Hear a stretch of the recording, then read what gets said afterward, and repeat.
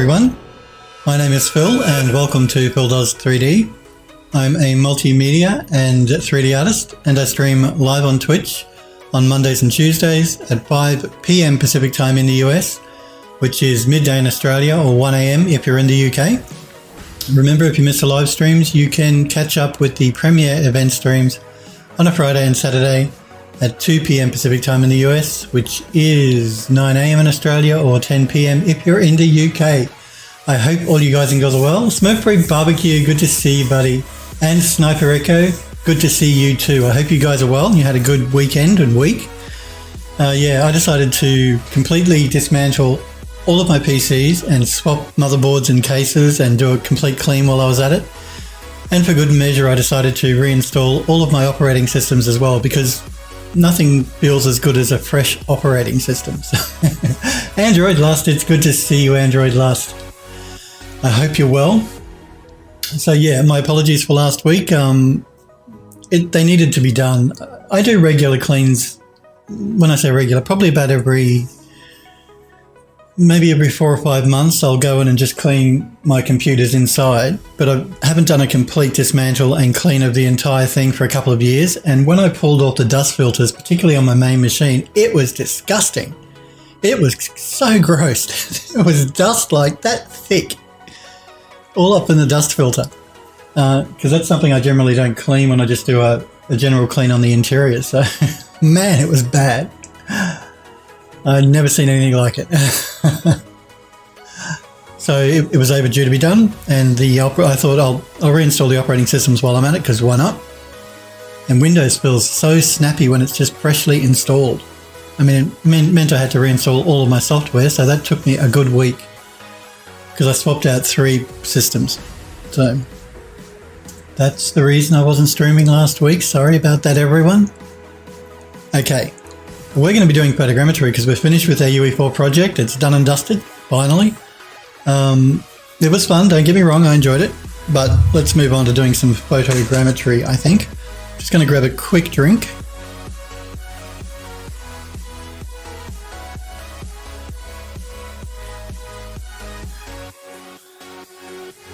Much better. Let me know if there's anything off with any of the streaming, because I had to reinstall OBS and Audition and all of that. I did keep a track of what my settings were, so hopefully it should be the same. But if anything's off, let me know. If the music's too loud, you can't hear me, anything like that. Android Dust says computer couldn't breathe from the dust. No, that's right. You just don't realise just how much dust builds up in those dust filters. Particularly, the one, I've got a dust filter underneath of my power supply. My power supply is at the bottom of my machine. It has a dust filter over the intake. And because it's so difficult to get to, you really I only clean it when I move the PC. And the dust in that too is thick dust. So my poor power supply was being starved of air. Thank God it's a decent power supply, so it held up okay. Sniper says, Phil, can I see your start menu, please? You want to see my start menu? Yes. Why? There's my start menu, Sniper Echo. What would you like to see?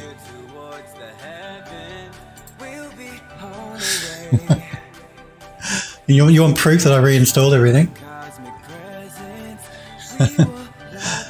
So yes, photogrammetry. I've mainly used 3 pieces of photogrammetry. Yes, ZBrush is reinstalled. I did reinstall ZBrush. I will be using ZBrush. Shock horror, Phil will be jumping into ZBrush for photogrammetry because I use it just to do some cleanup work. You don't need to. You can run.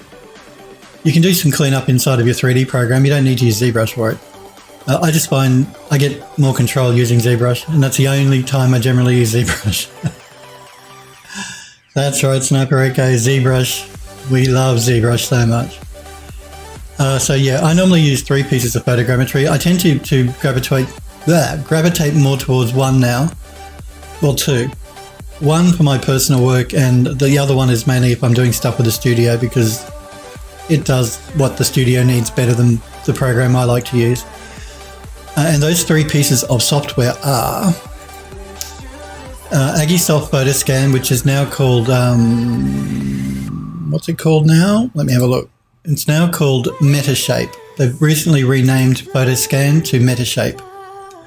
So Agisoft Metashape, previously Photoscan, capturing reality by reality capture, or context capture by Bentley software.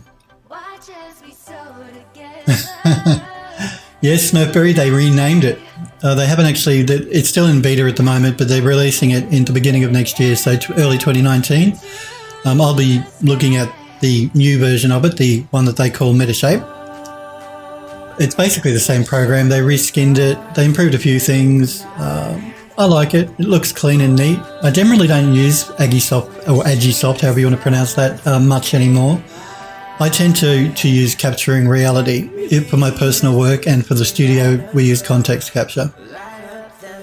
So yeah, there's that. Agisoft have renamed Photoscan to Metashape, but it's the same program.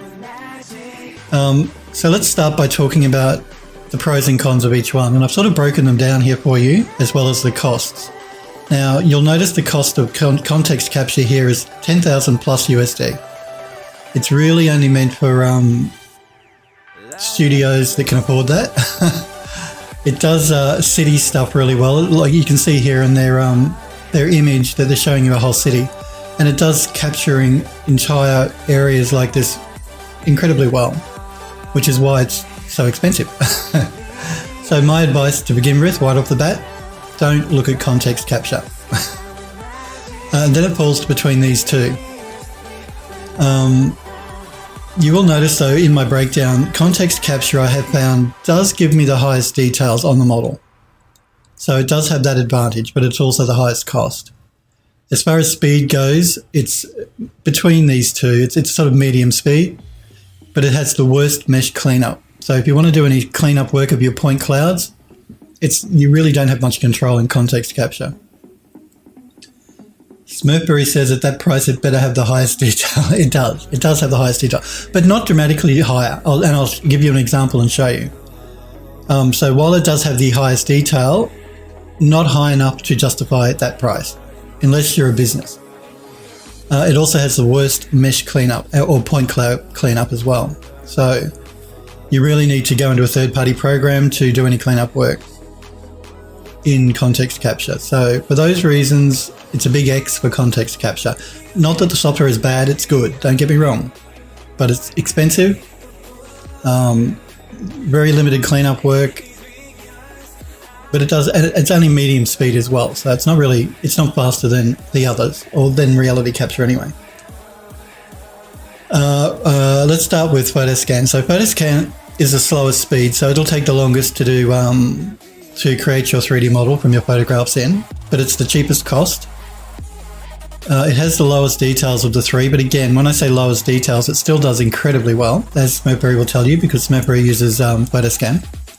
And it has the best mesh cleanup. So if you want to do any cleanup work on your point clouds or your mesh, it's the best.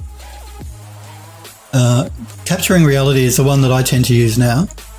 It's the fastest speed, and when I say fast, it's incredibly fast compared to the other two.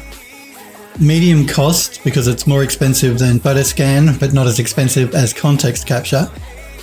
As far as the details on the model go, it's between the two, so medium details, and mesh cleanup, not as good as Photoscan, but much better than context capture. Now they have a weird licensing. You can buy, it's like a subscription model with capturing reality, but you can buy it outright. It's about $795, I think. But if you've only got a short project, say you want to create some models for a game maybe you're making, or a project you need specific models for, you can just take out a 3-month license, and that's $115 USD. So the cheapest for a perpetual license is Photoscan, now Metashape, at $179. A short-term project, $115 for 3 months, or if you want it for longer, a perpetual license I think is $795. And of course the $10,000 plus context capture. They're the pros and cons of each one. Now, my advice to you guys, if you really, you're on a budget, you don't want to spend a lot of money, but you want a good result, go with Agisoft. It does a good job. It's the cheapest. Great mesh cleanup. And as far as the lowest details go, I'll show you some examples of the same model with the same photo sets in each of the 3 programs. If I move on to the next slide here, you can see this model that I've created in each of the programs, and I've done a blow up here so you can get a closer look at one of these little lion's heads, so you can compare the differences between the 3. Sniper says it's not called Metashape, Phil, it's called Bollocks, I believe. It's still in beta. Yeah, it is. Metashape by Agisoft is still in beta, but it's pretty stable from what I've seen. And they are going to release it at the beginning of next year, so it's only a few weeks away from release anyway. And yeah, like I said, even though it's in beta, I haven't run into any problems with it. Like I said, I don't use it a lot now. I tend to use capturing reality because of its speed, or context capture if I'm doing stuff with the studio. But having said that, you'll notice I still have Photoscan Agisoft installed, and I'll still use it to do. What I like to actually do is compare the models between them, like you see here in this slide. So I'll take the same photo set into each program. I'll get it to triangulate and build the model, and I'll decide which one I like the look of better, because they all do it a little bit differently. I sort of want to point out a couple of areas here in this model. Look down here at the base of the urn. You see that problem there that Agisoft is having? It's having a real problem working with the base of the model at the front, whereas you'll see in capturing reality that's nice and flat, and also in context capture it's nice and flat. Now, the reason that Agisoft is having a problem, if we look at the photos that make up that project, I'll just go through them one by one. This isn't an urn. I'm going to turn it into an urn because that's what I want to use it for. This is just like a decorative piece outside of a memorial inside the Botanical Gardens here in Melbourne. But this thing is about 6 foot high, so it's taller than me. And the problem I had taking the photos is this is up on like a 12 foot high wall. So if I go through the photos one by one, we're just going around the outside of the model, you'll start to see it's in front of this memorial, up on a 6 foot high wall, and the thing itself is 6 foot high. So I couldn't get any shots of the top of the decoration or any shots of the top of the base here. If I keep going around, so you see in all of my shots, I can never get a shot of the top of the base because it's up 12 feet high. And this is where I stand on top of the actual thing to take photos, but I still couldn't get any photos of the front of the base. Smurpery says, yeah, Photoscan's not going to like it without the top of the base. No, that's right. So I wanted to point that out because I didn't want you guys to think Photoscan is doing a crap job. It's not. It's doing as good a job as it can get from the photos I've given it.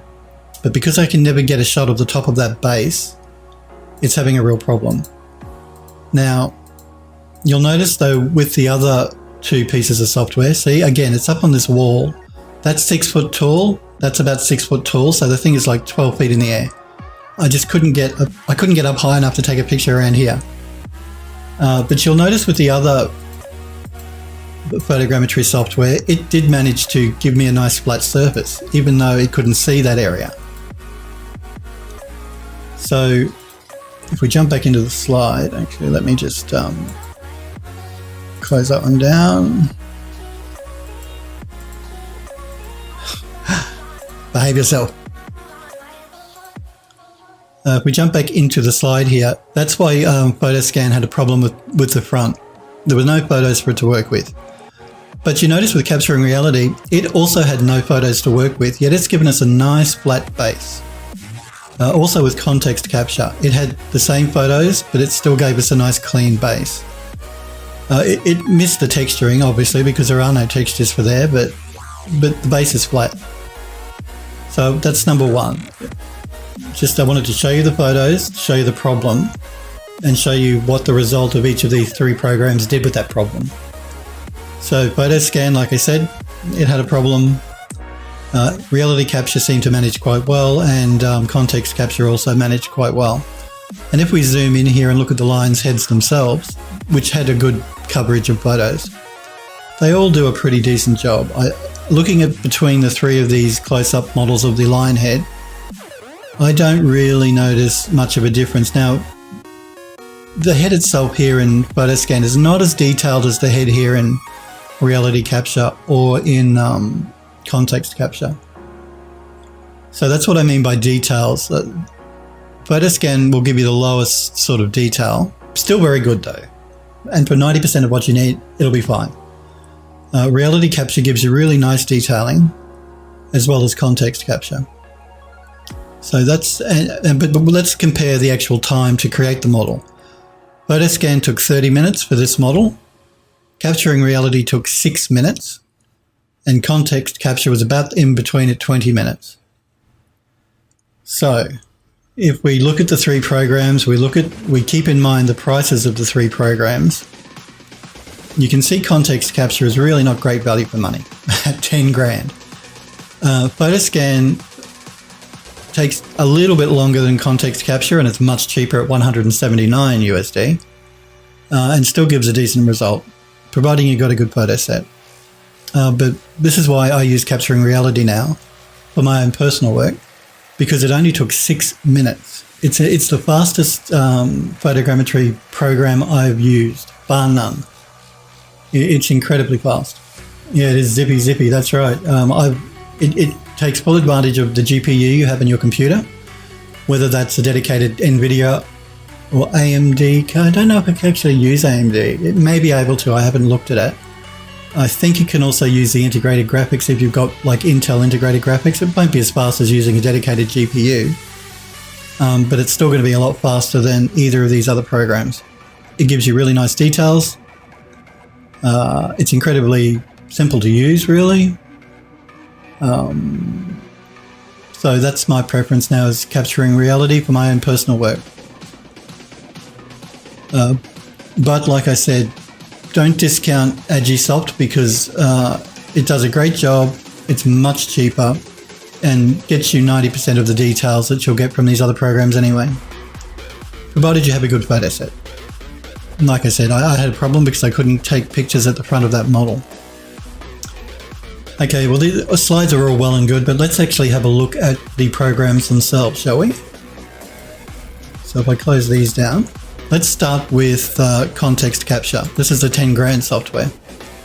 This is the model that Context Capture created. You see, it gives us nice details. It gives us a nice flat front of the model here. These little squares you see, that's the positions of me taking the pictures as I was going around the model. But this program has the least amount of mesh cleanup. You can't do very much mesh cleanup. It's all pretty automated in Context Capture. You give it the photos and you set it off and it pretty much does its thing on its own. It's good in that it does the best job of removing any other areas outside of the area you want captured of all of the three. Again, that's probably why it's used in studios quite a bit, because they want to take large city areas. It gets good at getting rid of the sky or getting rid of any other bits and pieces in the photo that you don't want captured into a model. Okay. Now if we jump into Let's jump into Metashape, which is Agisoft Photoscan, the new version though. Again, you see it does a pretty decent job as well. The front of the model here is where it has problems, because we had no photos. And again, you can see where I was in position to the model while I was taking those photos. I just want to point out, you guys probably know this, but for anyone watching that hasn't done photogrammetry before, move around the model.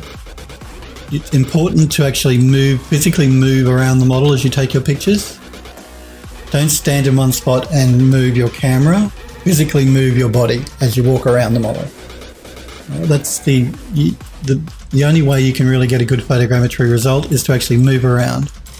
And you can see here how I took the photos. I started at a distance, and then as I got closer I moved in, and then I moved around again, and then I got up on top of the plinth here and took photos around the sides. By physically moving. You must physically move. Sniper says, did you check that phone app at all? No, I haven't done that yet, Sniper Echo. I must do that. I I did make a note of it. I've written it down, but I haven't had a chance to check it out. I will do it. I will. So yeah, again, you can see the detailing that Photoscan, Metascan, Metashape, whatever you want to call it, gives you. It's good. It does a good job. It really does. So that $179, you're on a budget, but you want something you can use for a while.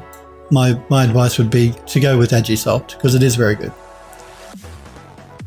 Or actually, there is that free one that Sniper Echo mentioned as well. Let's check that just really quickly. I'm just going to pull my browser in. Now, I haven't installed this myself or used it, but it's an open source 3D photogrammetry software called Ellis Vision. I'm just going to pop that link in chat for anyone curious. So this is completely free. They're giving you some demonstrations here of the results you get from it. It looks very good. I must try it out though. Really must. I'm really curious myself what it's like.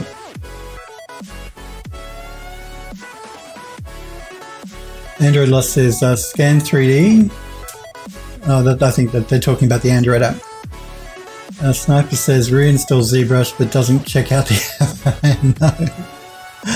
I've got 3 pieces of photogrammetry software on my machine now. I thought of putting another one on. I was in two minds. Actually, the only reason I installed the Agisoft beta was because I knew I was going to be doing this photogrammetry stream and I wanted to talk about it. Because I use reality capture now most of the time, or for work I use context capture. So still I would like to look at this because I am interested in photogrammetry and anything new is always interesting. Even just looking at their interface, I want to check their interface out. Because you guys know how important an interface is to me. I won't use software if I don't like the interface. ZBrush, Pixologic. So yeah, check this out as well. If you don't want to spend any money at all. From what I can tell, you can get really good results with this software and it's free. We like free, guys and girls. Nothing better than free.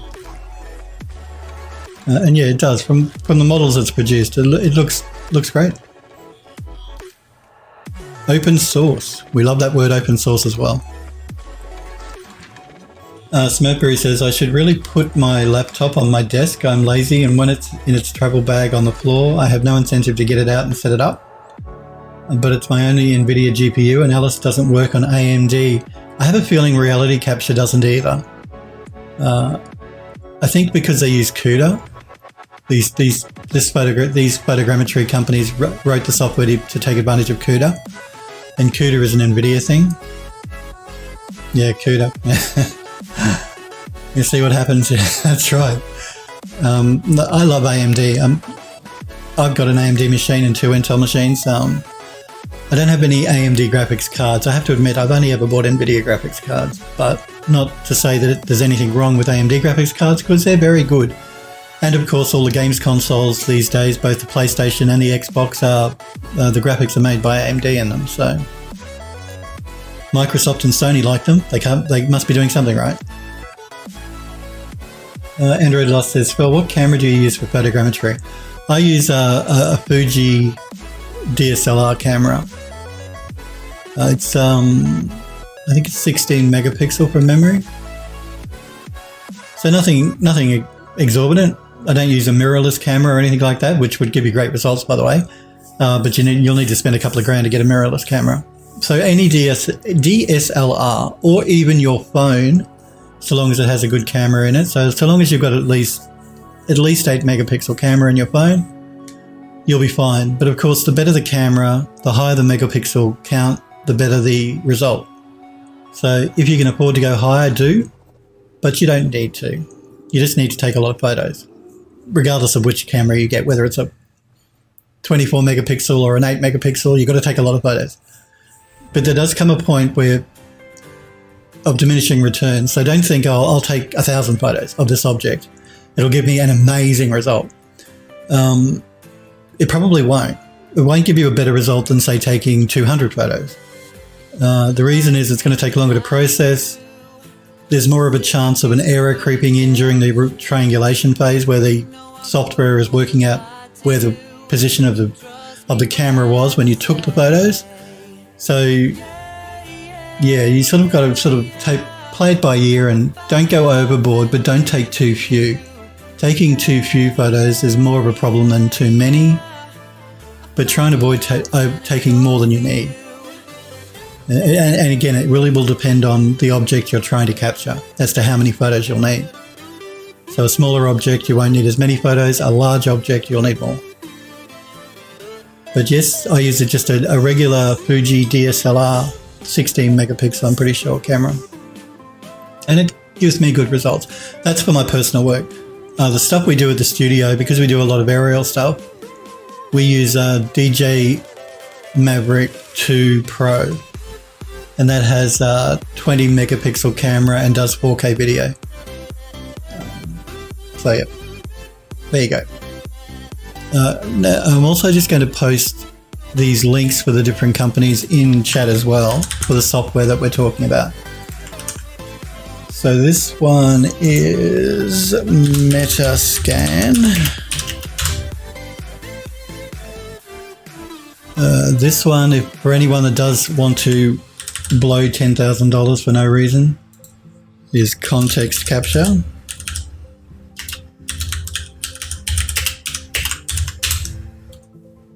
And reality capture, which is the one that I tend to work with now.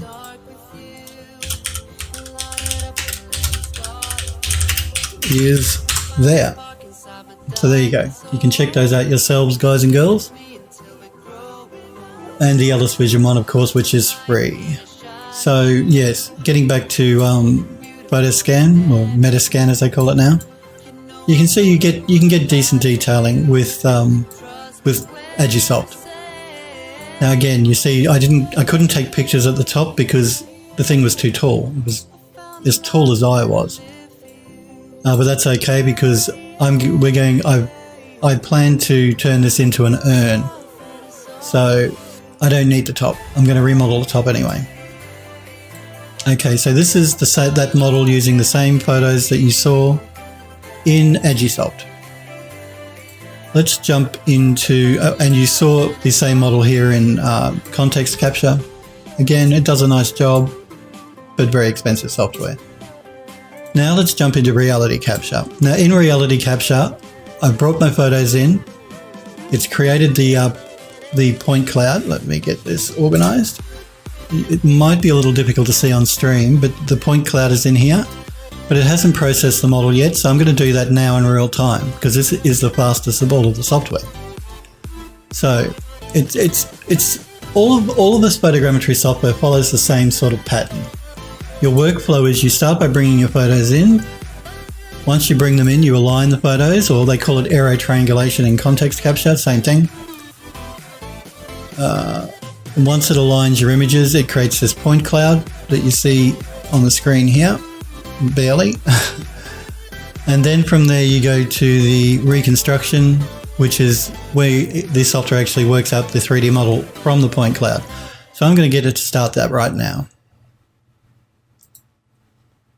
And we'll watch it and see how long it takes. Remember, this is the same photo set that you saw in the other two programs. So we've just started it off. It's 12:30 now. It's telling me it's going to take 2 minutes, nearly 3 minutes. This model took 30 minutes in Agisoft Photoscan, and it took 20 minutes in context capture, just to give you an idea of the differences in speed. Android Lust says, actually, I was going to ask, have you ever used a drone for it too? Yes, I have. Again, we do use a drone at the studio because we do a lot of work with mining companies using photogrammetry, and we need a drone to get a good aerial view of the mine site. So we do a lot of measurement of slag heaps and stuff for mining companies. I need to know what the volume of their slag heap is. Slag is just the leftover rock and crap from a mine site that they pile up. They also use it too, though, to create a map for their automated trucks, because these trucks are massive. Like a tyre is 6 foot tall, one tyre on one of these trucks, and they're driverless, so it's all automated. It's pretty freaky, actually, if you're walking around the mine site, to see these massive, massive trucks driving around with no one behind the steering wheel.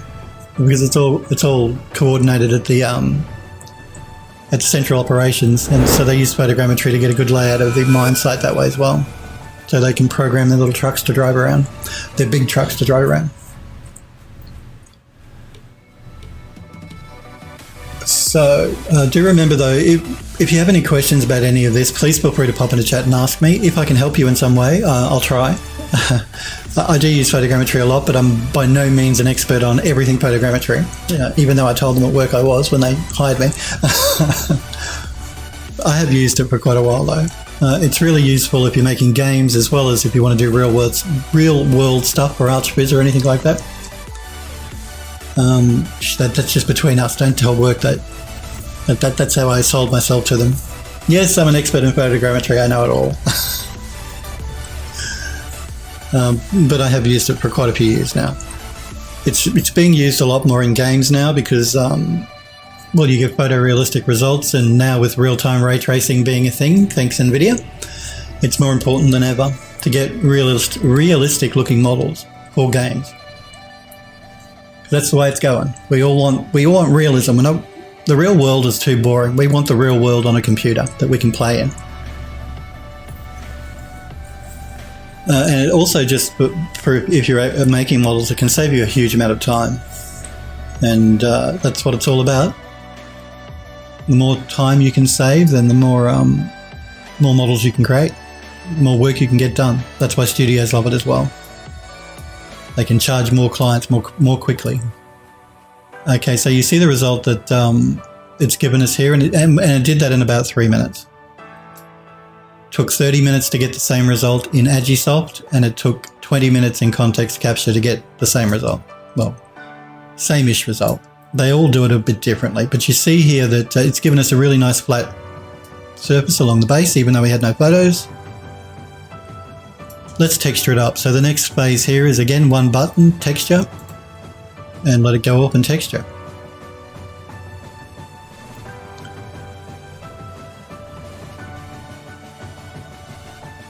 And because this is so fast, this is really the only program that's suitable for me to show you live on stream. The others take too long, compared to this anyway. You don't want to watch me sit here and twiddle my thumbs for 30 minutes waiting for it to process a model in the other software.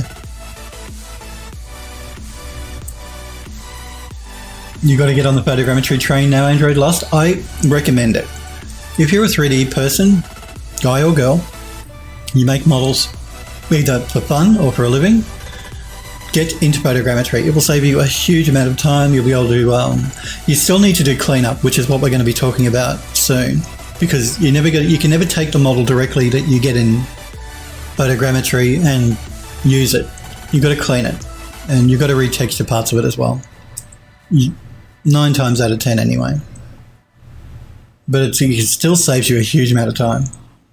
Yes, do it. As Mercury says, if you have a camera and a computer, you can do photogrammetry. That's right. If you've got a mobile phone and a computer, you can do photogrammetry. It's that simple. You don't need anything special.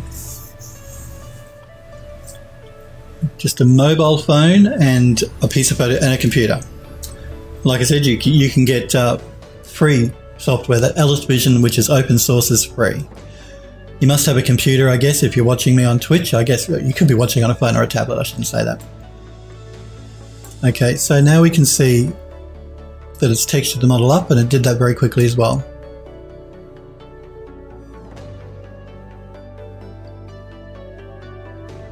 So just in reality capture here, in about 4, let's say 5 minutes tops, we've captured a model. And if you would try and model this by hand, it will take you a lot longer than 5 minutes. Even if you're a super whiz at ZBrush, you're still going to be taking longer than 5 minutes to make this model. So that's the benefit of photogrammetry. You can create a model incredibly quickly. Now, like I said, you're still going to have to do some cleanup, but it cuts your work in half at least. Smurpery says that Phone App and Ellis are free. That's right.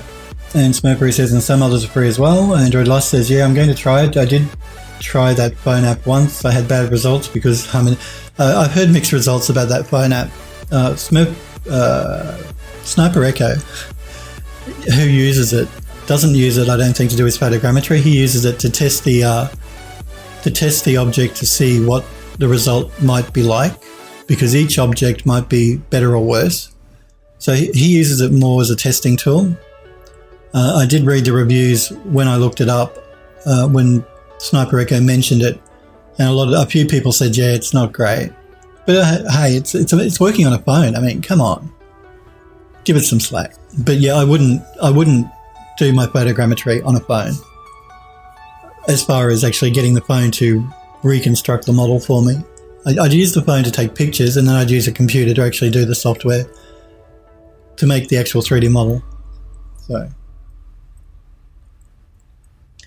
don't blame yourself, Android DOS, if you tried the phone app. It's not your fault, it's the phone app. Sniper says, I only use the app to test objects to see if it has a lot of unique points. Yep, that's what I thought.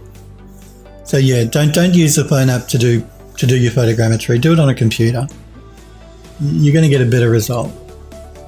Android DOS says, yeah, I can see how it can be a testing tool, but since I was being lazy that day, I rotated the object instead of physically moving around it. Oh, well, you can do that too. Look, if you've got a turntable, and if you're in a studio environment where you've got your lights, you've got a turntable, you've got your model, by all means, you can keep your camera in one position and turn the model. That's fine. Anything out and about or big like this, which again, 6 foot tall, this object, I couldn't put it on a turntable and turn it around. I actually physically had to move around it. So that's why I say, if you're outside, physically move around the object. But if you're in a studio environment and you have a turntable, you can just rotate your model. That's fine. But the point being is you must have photos from all different sides of the model, which is why you can't stand still and take pictures like this around a model. You have to physically move.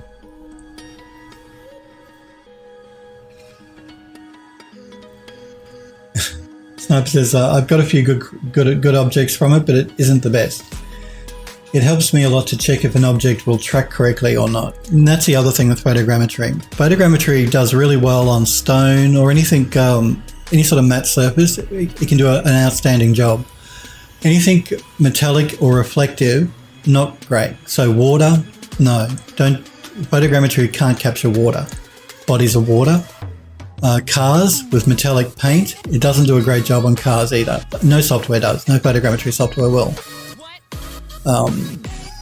If you want to capture that sort of stuff, you really should use laser scanning. Cars and things, laser scanning or LiDAR. Because any reflective surface, it can't calculate correctly. It has a real problem, photogrammetry. Traditional photogrammetry anyway. So just keep that in mind. If you want to take pictures of your car, dirty the car up first. You'll get a better result. Now, I'm not saying you won't get a result, but it won't be great because of the reflective metallic paint. The same with bodies of water or ponds and that sort of thing. It's going to have a problem with the water. So just keep that in mind. But like I said, you can get around that by using laser scanning if you really need to capture something reflective. And there are programs like David Laser Scanner, which is a program you can buy, which I actually have, but I haven't used for a few years because I have a hand laser scanner as well. So it just shoots a laser line across an object, so you can move it, scan an object that way using David Laser Scanner. And then you can, of course, buy 20 grand's worth of built-in LiDAR equipment if you really want to get into it. Sniper says, if something doesn't track very well, I sometimes add track points manually to assist, and then I remove them in Blender afterwards. Yeah, now again, Smokeberry Barbecue, we were talking about this about a few weeks ago when he was doing his tree, and Smokeberry said he uses markers. Now, markers can be good to help the software work out where the pictures were taken in 3D space. But you've got to be careful not to use too many markers. Otherwise, you can make the result worse. Simply because it can be very hard when you're doing it manually to place markers in exactly the right spot in each photo. So if you're going to use markers, I'll repeat what I said then, use as few as possible. Don't go overboard. Don't think if I add 20 markers, the result will be better. It's generally not going to be, because you're going to introduce inaccuracies in where you place those markers. Simply because you're a human being and you're not a machine, you're doing it by eye. It's going to be incredibly hard to get them all exact. And if they're not exact, that's going to throw the triangulation off on all the alignment off on all the other photos when the software starts looking at all the pictures.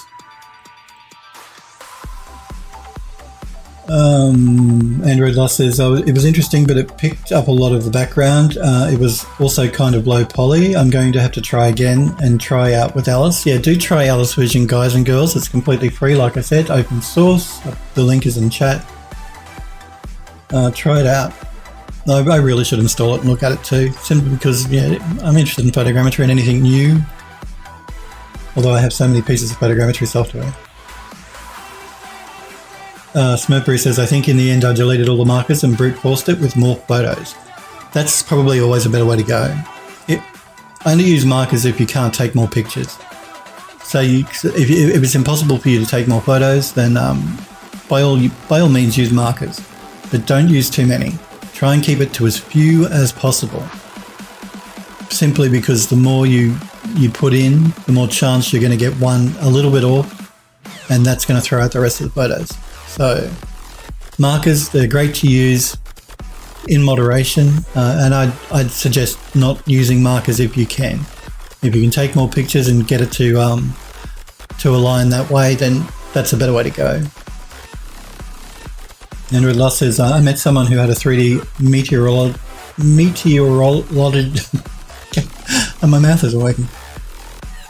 Metrology scanner. It's like laser scanner. Sniper says, yeah, I found using that app helped me use as few markers as possible. Yeah, you can print out markers too, of course. So instead of doing, which just help you to do it by hand. So basically what you do is you print out this sheet that you then place around your model. Usually it's a sheet with like half circles type thing with a dot in the middle. You might see them in crime photos. They sometimes put markers around an object in a crime photo. So you can actually physically place markers around an object before you take your pictures, and you can that helps you to do it manually if you want to. I find that too fiddly. I don't generally want to muck around like that when I'm doing my photogrammetry work. And of course, if you're doing a really large area, like you're doing aerial photogrammetry, you can't do that. So, and I don't tend to use markers. If I can avoid them, I don't use them. That is my advice. Try not to use them if you don't need them.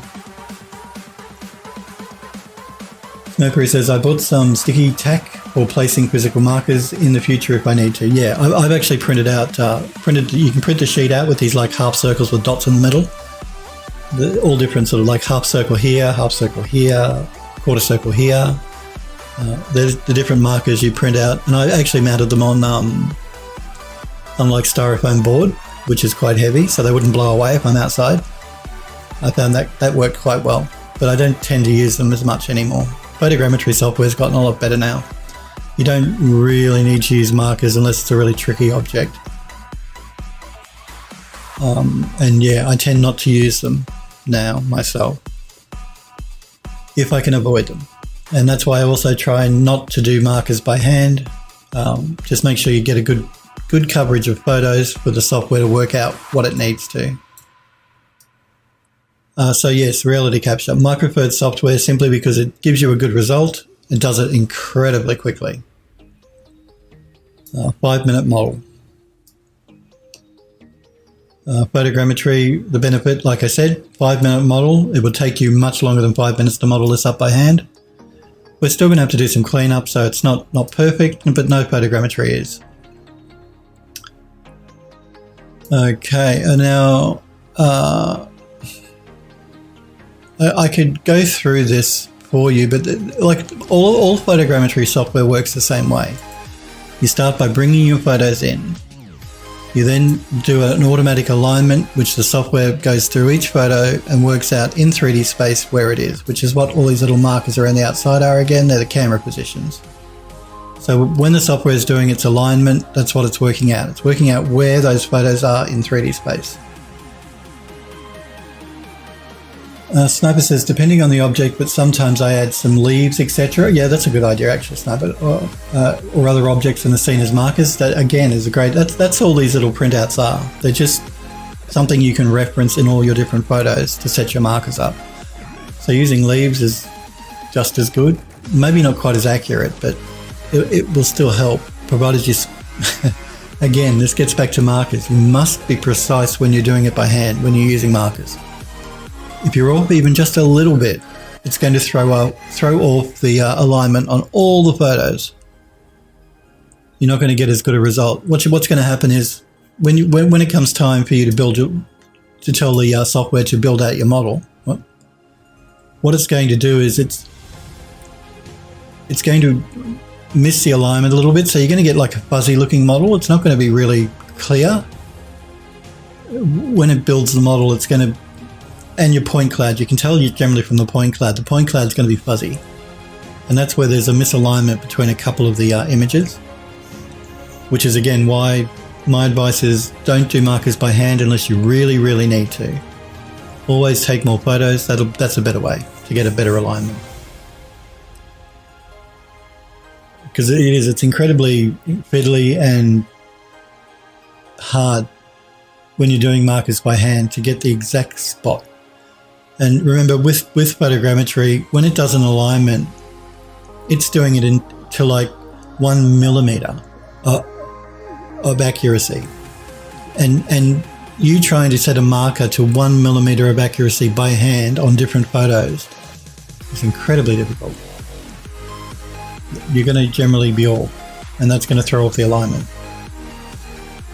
And that's the reason the software can create such a model, because it is so precise when it works out exactly where each camera is, and it needs an exact position on every camera picture.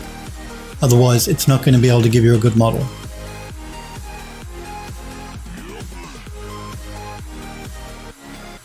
Sniper says, again, I use that app to test though before I shoot the depth out of it. Yeah, and again, I think that's a great idea for that app. I wouldn't rely on the Android app to actually do my model, but I would rely on it like Sniper uses it for, to see what sort of results you're going to get from the object you want to model. So it's sort of as a test. It's on your phone. Your phone's always with you usually. So just run the app, take some pics, see whether it's going to give you a good 3D model or not, and then either take the camera phone and do proper photos, or take your DSLR and take the photographs. Yeah, and they all work the same way. Bring the photos in, get it to align the photos in 3D space, and then get it to reconstruct the model from those photos and texture the model from your textures. Now, the other thing I do want to point out too is don't think that all your photos need to be in perfect lighting. You see here, some of these images are darker than the others, and this is maybe the sun went behind a thicker cloud. And that's the other thing I needed to point out too. Make sure when you're taking your photos, don't do it on a sunny, bright day where there's direct sunlight, because what's going to happen is you're going to get shadows that are going to be thrown on some of the photos, and you're going to have to remove them by hand, and that's a bitch, trust me. The best time to do photogrammetry is when it's overcast. So there's no direct sun, just an overcast day. Mercury says, when I was working on a 3D GIS application we sometimes inserted manually modeled meshes when the software couldn't figure out an object like a reflective glass skyscraper. We could place markers on the photos to try to triangulate some positions, and then export those markers into Maya to help with making that manual model. So they do a similar thing when they do special effects, actually. In Mari, they do a similar sort of thing to project a scene onto a pre-modeled scene. So they take a real-world scene, and they use that you can do it in Max too. You project the texture onto it. So it's a similar sort of thing. Smopery says, not all of the parts of the building would be visible from all the right camera angles, and you get offset marker locations for ones you couldn't triangulate properly. Yeah. I'm not suggesting markers are a bad thing. I mean, they put them in photogrammetry for a reason. You know, the markers exist for a reason in software. And it's to help if the software is having problems working out your alignment, they can help. But you're better not using them if you can avoid them. For that problem that I mentioned, that it's going to be, you're going to get it wrong. The more you add, the more you're going to get it wrong. So if you must use markers, use as few as possible. And I would say no, don't use more than 3 markers ever. Because the more you use, the more chance there is that you're going to get the alignment off a little bit. And that's going to ruin the alignment for all the other photos. So I tend not to use them if I don't have to. And if I do use them, I don't use more than 3. That would be my advice. My advice is try not to use them. Try and take more photos if you're having a problem getting proper alignment. If you must use them, don't use more than 3. Yes, so, and then the reconstruction where it actually works with the point cloud that it creates from the photos, that it's aligned to create the 3D model. Now, what a lot of this software does too is it creates a really dense model. So this model, I think, is about 2.5 million polygons from memory. So what you also have to do is after you clean the model up, I generally do an optimize on it to bring back that poly count a bit, because you don't need to. If you're doing rendering work, hey, if you want to leave it at 2.5 million, leave it at 2.5 million. It's not going to hurt anything apart from use more memory. But because I sell my models, I try and make them as optimized as I can for many people in case their systems don't have a lot of RAM or that sort of thing. So this model will go on my Creative Market store and on my 3D store. So I'm going to optimize it to bring the poly count down for those people that might not have as powerful a computer that want to buy my model and render with it. But don't think you need to. You don't need to optimize it, but it's always, I think it's a good step to take, because why use more memory than you need to anyway? So we'll be going through the optimization and the mesh cleanup soon. I just wanted to think if there's anything else I wanted to talk about with photogrammetry. Oh yes, we were talking about make sure it's a cloudy day. No direct sunlight, overcast. Preferably not raining. But raining shouldn't be a problem either. But make sure it's overcast so you don't get any shadows baked into the photos. But what I wanted to point out, you can hopefully see it here on my screen. Not all of these photos, the urn looks lighter in some than others. Now that's just, even though the same overcast cloudy day, they're all taken at the same time. That's just the camera actually making some adjustments while the photo was taken, because maybe I was in shadow when I took it, or the building or something. But you'll notice that some are lighter, some are darker. But if we look at the actual model, there's no problem with the model itself. The texturing is all even. So don't be worried if when you take your photos, some of them are darker than others. The photogrammetry software is smart enough when it makes your texture from all your photos to balance that color out.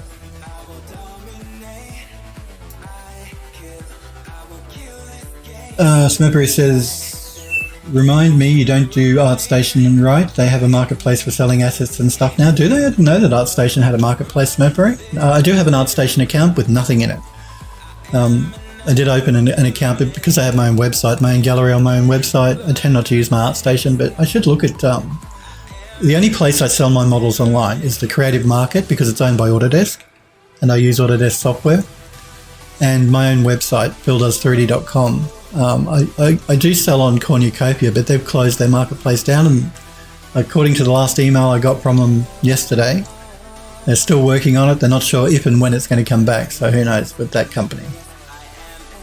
My Freestyle 59. Hello, really nice job. Is it possible to know how much cost the creation of animated scene for a streamer? Twitch.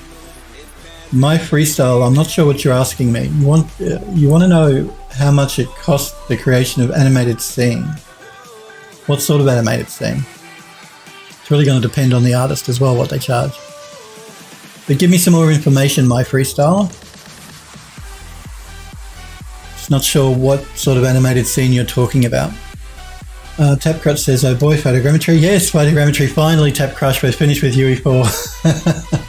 The project is done and dusted. It was a long one, but it was a fun one. It's good to see you, Tapcrush. My Freestyle says, do you know Dr. Disrespect? I know of him. I know he's a Twitch streamer, but I don't watch him, and I've never watched him, so... I know him, but I've not watched his stream. I think he's a bit loud for me. Smurpery says, they might be asking about commission rates for an OBS. Oh, okay. Congrats. Oh, thank you, Tapcrush. Yes, we finally finished it, but I enjoyed it. It was fun. And I got a new GTX 1080 Ti out of it, so that was very cool. Again, thank you to NVIDIA and Epic Games for choosing my project. Smurpery says, might expand your reach by putting it up on ArtStation too. It's a very new feature. I'll check that out after the stream, Smurpery. If they have a store there now, yep, I'll check it out. I'll check out what their commission rates are and stuff, like how much they take from my sales, all that sort of stuff.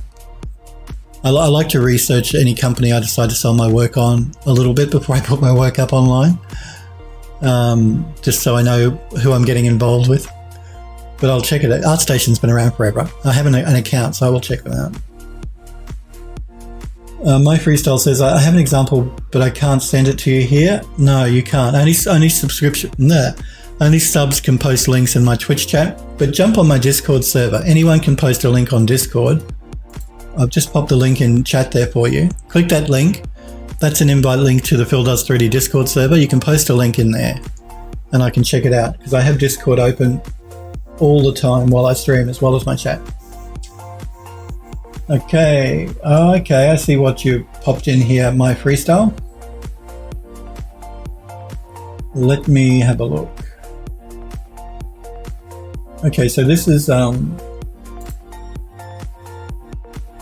this is a virtual set, I think, by the look of it. Yeah, no, I don't want to listen to it. He's too much for me. I'm assuming he's standing in a virtual set. That's what you're talking about, my Freestyle? That looks like a virtual set to me. If you're talking about a virtual set like that, that's like just setting up a room. It will really depend on the artist as to how much they want to charge you for it and how long it will take. You'd like to have an estimate cost of creation. Like this, yeah. Okay, and the time. Yeah, okay, well, it's a single room. With these virtual sets, they're always generally single rooms. So you'd have to make up a room in 3D and texture it up. I imagine, again, it's really going to depend on the artist and their hourly rate. But I imagine it would take, again, and the artist, it may take some artists more time than others. Let me give you me as an example, but I generally wouldn't advise you use someone like me. You'll find people that can do it much cheaper than I could. But I would say it would take me maybe a couple of weeks to make it, and it would cost, it's difficult to say. Just let me grab my calculator for a minute. I can work it out for you. This is a very rough estimate just because you put me on the spot here. So it would take me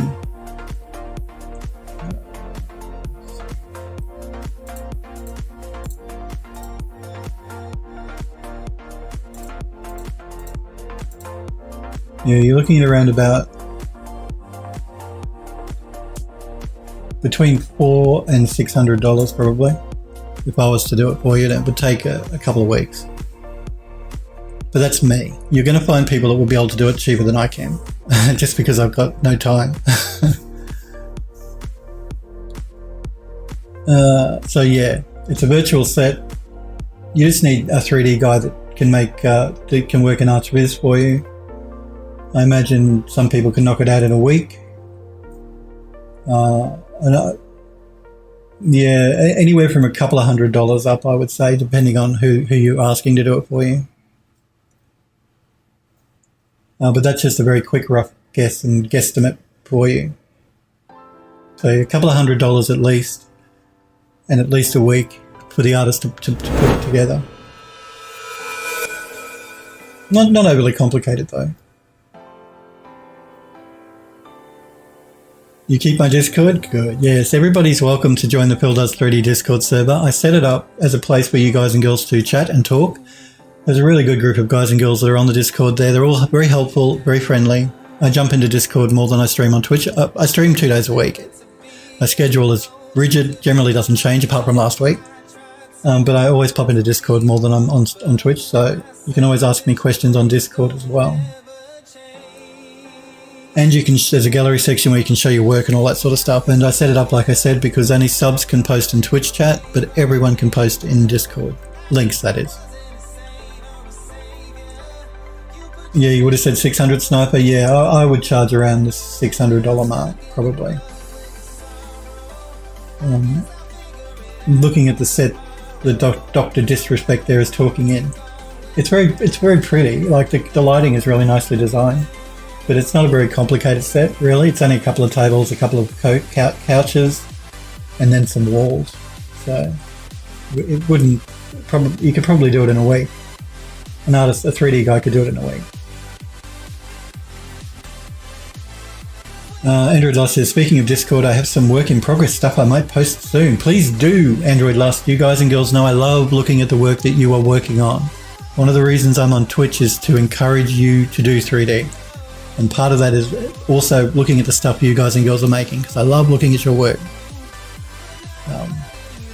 I encourage you all to do 3D. I want you all to do 3D. It's fun. So yep, post away, Android Lust, when you're happy with the progress and you want to show it off. Smurpery says, yeah, I think even the cheapest rate someone might charge would be 200. It would be, yeah. The cheapest would be 200. You'd be starting at 200, my freestyle, and going up from there. And it will really depend on the experience of the person that's doing it for you. Someone less experienced might take a bit longer, but will be cheaper. Someone more experienced can get it done more quickly, but will be more expensive. So it's just finding a balance of how much you want to pay and finding an artist that's willing to do it for you. I'm sure you could find some artists that will do it for a couple of $100 for you. But people that are really experienced, you're looking at 500 and up. But then it will be yours, and you would have the copyright on it. No one else could use it. So that's one of the benefits of commissioning work from people is you're guaranteed that it's yours. No one else is allowed to use it. Quick Draw, good to see you, Quick Draw. Photogrammetry, cool. Yes, we were talking about photogrammetry. So yes, photogrammetry, models, programs. So yeah, I just wanted to point out the differences in the model between the 3 different pieces of photogrammetry. So from context capture here to reality capture, which we just saw here,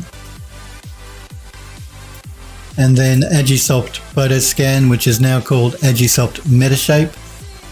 Yeah, using the same photos in the 3 different programs.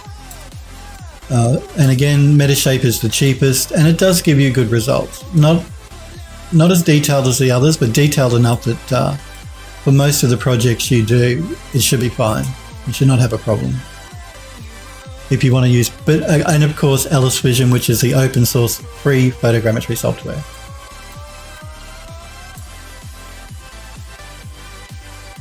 Smokeberry says, Phil, you should photogrammetry some tree trunks. Do you know I've never done a tree or a tree trunk in photogrammetry? It's always buildings, or it's always objects. I've never done a tree trunk.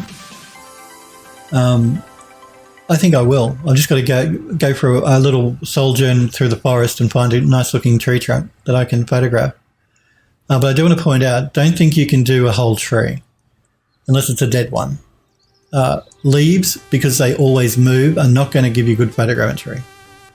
The trunk will, but not the leaves. So if you want to do a photogrammetry on a tree, pick a dead tree or just do the trunk. Because yeah, the leaves are constantly moving in the wind. Even if it's a very still day, they're still slightly jittering, and that's not going to give you good photogrammetry. That's why I use third-party programs like SpeedTree if I want to actually make plants that I want to bring into a 3D program. But you can certainly do the trunk. And I must do a trunk, because I'd like to. It'd be really cool. Andrew Luss says, Smurpery, that might be the first project since I saw yours. Smurpery says, I could give you a tour of all the gnarly trees around here because I was seeking out that type of tree damage. Yeah, and they generally come up really nicely in photogrammetry too, those really gnarly tree trunks.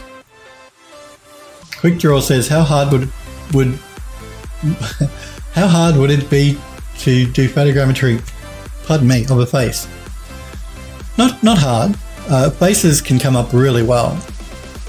So long as the person that you're doing the images of is nice and still, you can get some really nice results from faces.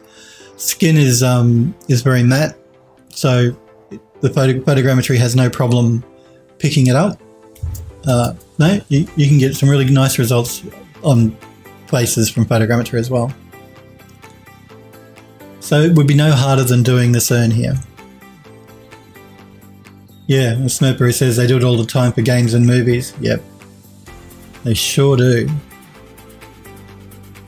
All those special effects, they need a 3D model of the actor so they can apply their special effects. So yep, you can get great results with a camera, whether that's your phone or a DSLR, and taking pictures of somebody's face or body, whole body scans as well. You can do. There's no limit. The only thing photogrammetry is not good for, like I said, is reflective surfaces like metallic paint or water, bodies of water. Anything and everything else, so long as you can get pictures of it, you can do it in photogrammetry. And like I said, it's being used a lot in games now because the real-time ray tracing that NVIDIA are developing or have developed is becoming a thing. Realistic models are also becoming a thing, more of a thing. Okay, so now as far as Smurpery says, there's a little studio down the block from here that does 3D scans of people and then 3D prints them in color, presumably the sand deposition technique. I've seen places online where you can send them a 3D model of yourself and they can print you out a little doll of yourself, which is pretty cool. It's a bit creepy though. I don't want a little doll of myself. But yeah, that's a thing. That's also a thing. And that's another good use for photogrammetry if you do want to do 3D printing. I haven't actually done a lot with 3D printing. It's still not something I've really looked at too much. It interests me. Like, I'd like to have a 3D printer for home. I just don't know how much use I'd get out of it, really. I can't see a lot of use cases for 3D printing. I mean, if you want to make cases and things, fine, but how many times do you want to make a case for your Raspberry Pi or for your phone or something? Yeah. I want one of those things like they have in Star Trek where they can actually, the replicator. That's what I want. I don't want much, do I? Yeah, Sniper's asking if the audio is good for you guys. Is it good? Because like I said, I had to I reinstalled all my software. Part of that was reinstalling OBS and Audition, which is what I use for my audio. So let me know if my voice is too loud, too soft, or if the music is too loud or too soft. I'm looking at OBS over there and it all looks about the same. Like I said, I did keep a note of all of my settings before I reinstalled them, thank God. Smurfy says, yes, the audio is good. Good. Yep, it's fine. Good to hear. Sniper says, if only you guys could hear my end. Right. What's wrong with your audio, Sniper? Sound bad to you? Yeah, look, I did keep a track of everything. All of my settings, I wrote them down before I blew my operating system away and reinstalled it. So I kept a record and put everything back the way it was. I'm a robot. Are you kidding me not? I shouldn't be a robot.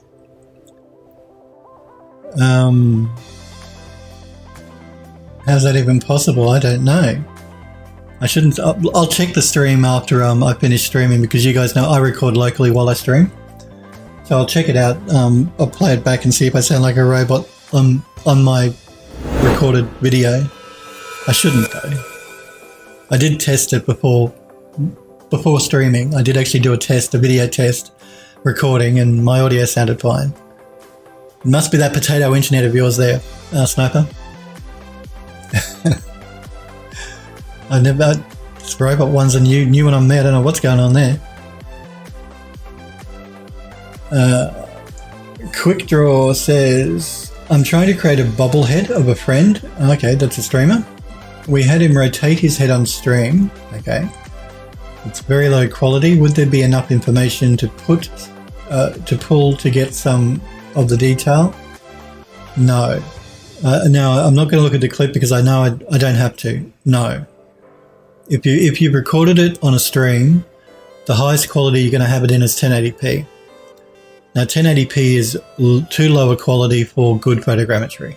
You need at least 8 megapixels quality photos. 1080p is going to give you something like 2 megapixels. It's just not going to be high enough.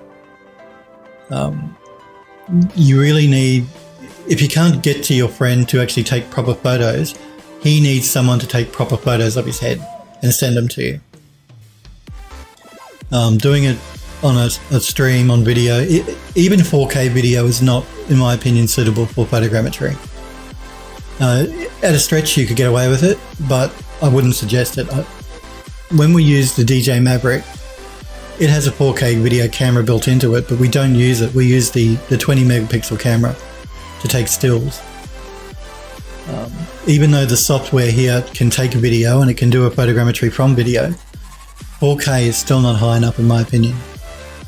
So no, I would say not. I'd either visit your friend and take the pictures, or get someone that he knows, if you can't get to him, to take pictures of his head and send those pictures to you and use those. So yeah, even though a lot of the software, like I said, you can import video footage and it can create a model on video footage, I still don't think it's, unless you're using like 8K video footage, it's not going to be high enough. No problem, Quick Draw, yeah. The better the photo, the better the model. The higher the megapixel count on the photo, on the camera, the more detail in the model. But there's a minimum level of detail you need, and that's about 8 megapixels. Anything over and above that, you're gonna get a good model. Anything below that, you're gonna get a really bad model. And yeah, 1080p is just not going to be high enough. 4K is, in my opinion, not high enough. Some people will disagree, but trust me, I don't think it's high enough. Smurfberry says, yeah, and what you really want is for him to sit still. He must stay very still. He can't be moving. That's a good point, Smurfberry. The camera rotates around him. So yeah, get him to sit still, not move his head, not move his body. And somebody has to be taking photographs and moving around him as they take the photos. So, you know, somebody will move around as he keeps very still and taking pictures of him. But he must stay still. Smurfberry says, or if he has like a bar stool, a rotating chair, he could slowly spin on that and the camera could be stationary. I guess that's true. You could do it that way. You could do it that way. I would still think the best result would be from actually him staying completely still, because if he starts to rotate around, there's a chance he may move his head while he tries to move the stool. Just involuntary. When I'm moving my feet here, I'm noticing my head is wanting to move a little bit as well. So for the best result, get him to sit completely still and get someone to move around taking photos.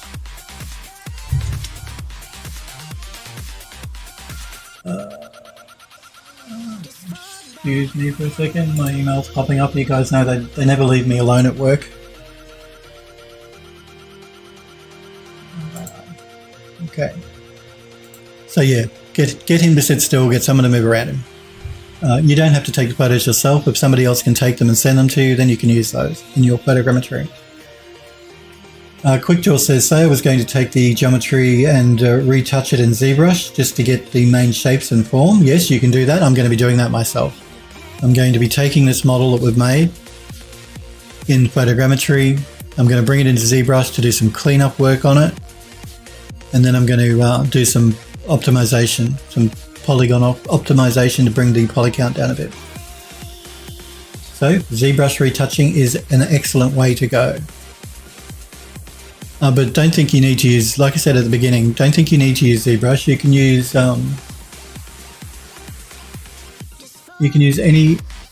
your 3D program to clean the model up just by running a filter or something over it. I just noticed that there's something here. I'm just going to turn that on and turn that off. There we go. Come on. You know, when they send me email, because I got my email client open, because I work from home a lot, the studio sends me email if they need me to catch up on stuff. And they're constantly sending me stuff, and I keep saying to them, they send me an email, fine, I get the message. Then they send me another email, and then another email. I'm sort of saying to them, guys, put all the information in one email. You'll get my attention with one email. You don't have to send me 3 or 4 at a time. They're still sending me 3 or 4. Anyway. What were we talking about? Yes, ZBrush. I'm going to be going into ZBrush, and you guys know I hate ZBrush. Only because I hate the interface. I really wish Pixelogic would update that interface. It's dreadful. I've never come across such a bad interface in my life. They like to do things their own way over there in France, I think, Pixelogic are.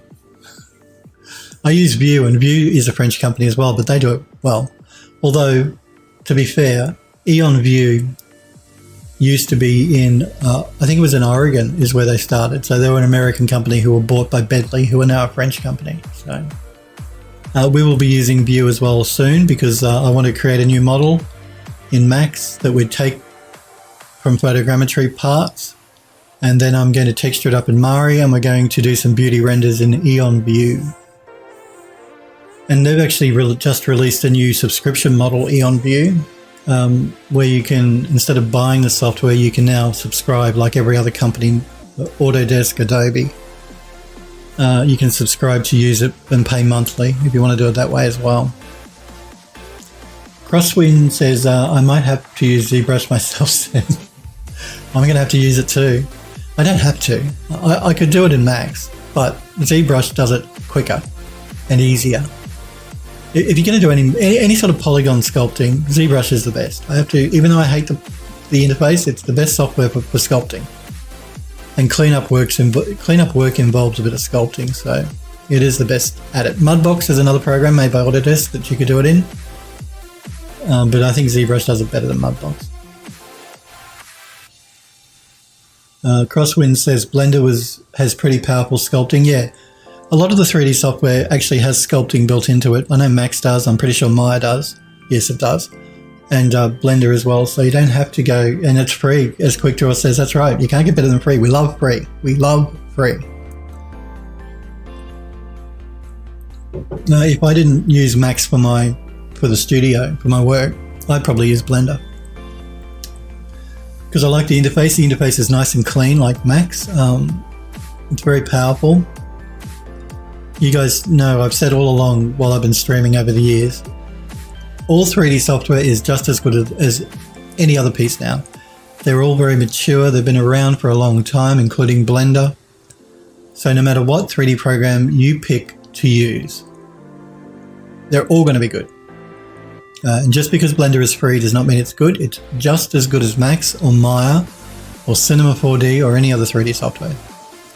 And it's free, so you don't have to spend a dime. And I'd probably use it, like I said, if it wasn't for the fact that the studio uses Max. So I need Max models for the studio so I can work with other people. And I love Max. Max is my baby. I've been using Max for a long, long time. Android Lost says, if I started in Blender, I probably wouldn't have used ZBrush. Well, there you go. Max's 3D Studio Max's sculpting tools are pretty bad. Well, when I say bad, they get the job done, but they're not great. You can certainly use them, but they're really basic in Max. So for proper sculpting, you really do need to use ZBrush, at least if you're a Max user. The same goes with texture painting. You can do texture painting in Max, but it's pretty rudimentary and pretty basic. And that's why I tend to use Mari to do my texture painting. But you don't have to. You don't have to use a third-party program. Or you could just use software like Photoshop or something if you wanted to do texturing. You don't need to use any paint tool at all. But it does help to use a paint tool. Crosswind says, I might start looking into Moto. It seems like it might be easier to make high poly hard surface in than Max. I've never had a problem using Max for high poly hard surface Crosswind. If we jump into Max here, this is the model that we're going to be cleaning up. This model is 2.5 to 3 million polys, and Max handles it beautifully. There's no problems at all.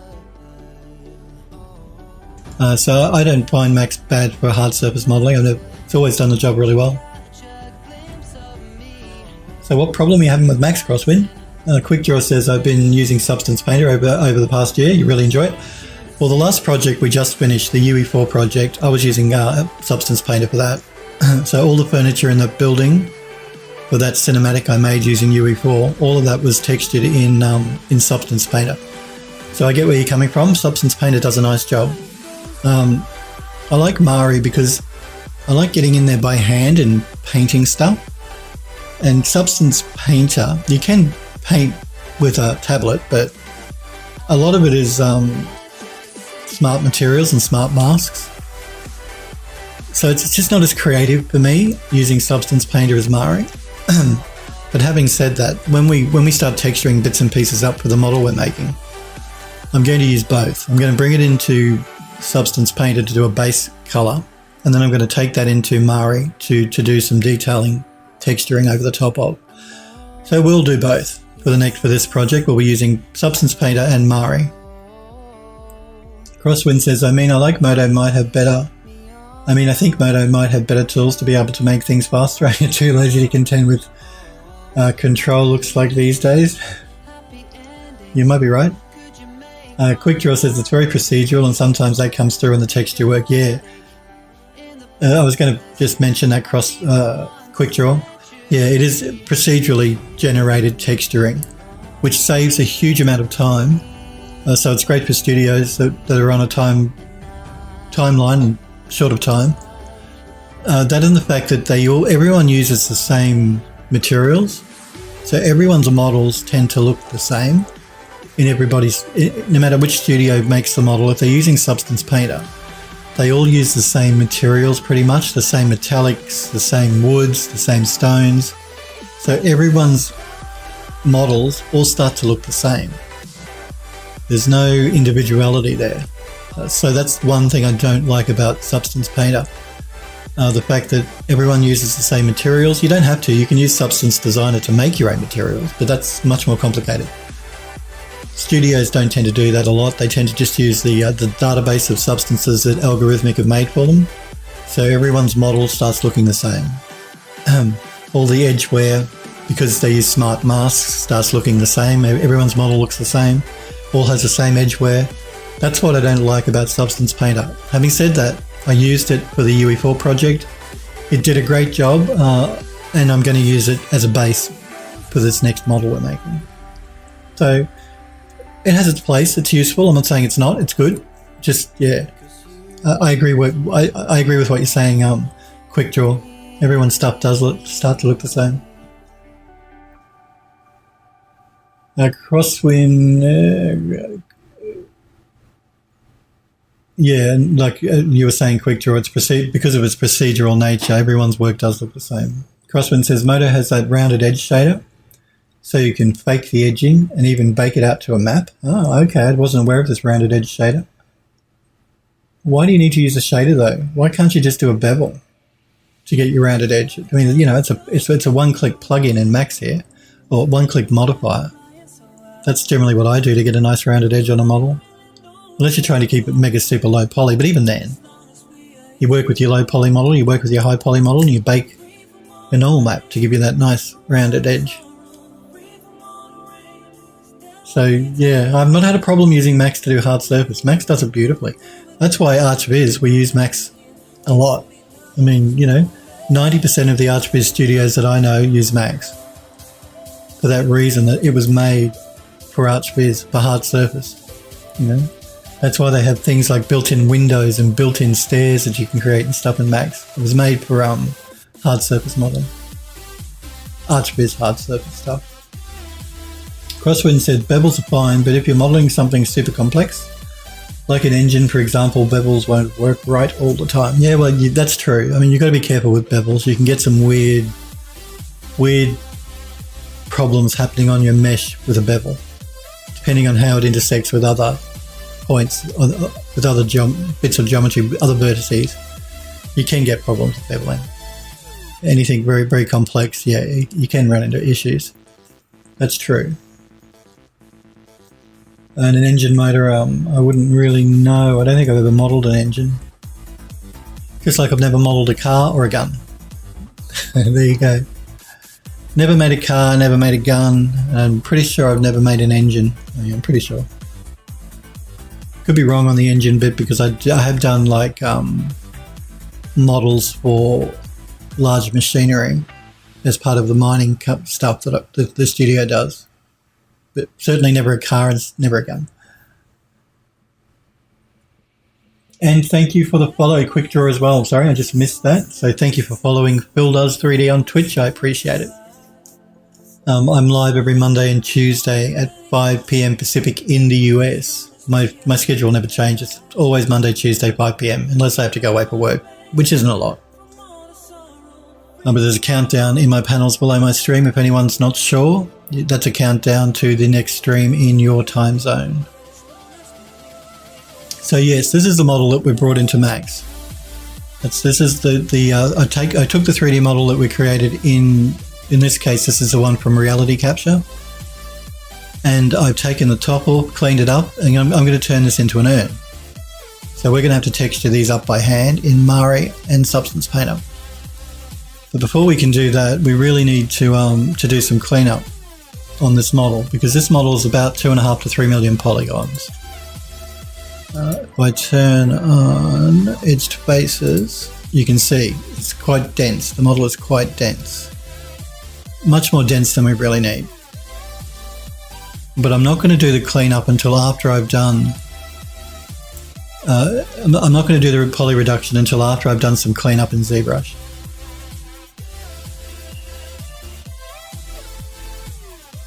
Yeah, but don't post links, Quick Draw, in Twitch chat.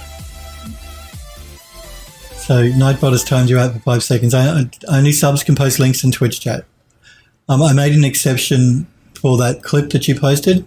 So anyone can post links to Twitch clips, but nothing else unless you're a sub. Do it on the Discord server.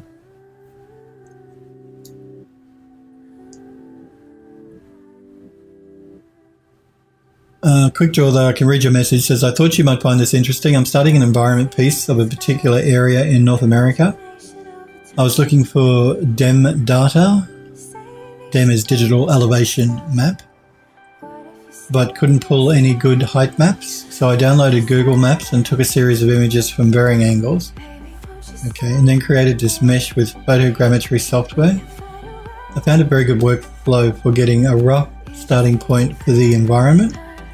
It's actually a really interesting idea, Quick Draw. I never would have thought of actually trying that out. So you went to Google Maps. You couldn't find the DEM data, so you went to Google Maps. You took a series of images from varying angles from Google Maps, and then you created the mesh with photogrammetry from the images you took from Google Maps. That's a really interesting way to do it, depending on how good the quality of the original photos, images you got from Google Maps were.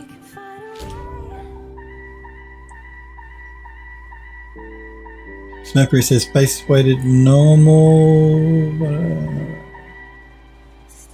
Snappery says pretty sure he's describing a technique that Star Citizen and some other new games are using to simulate round edges.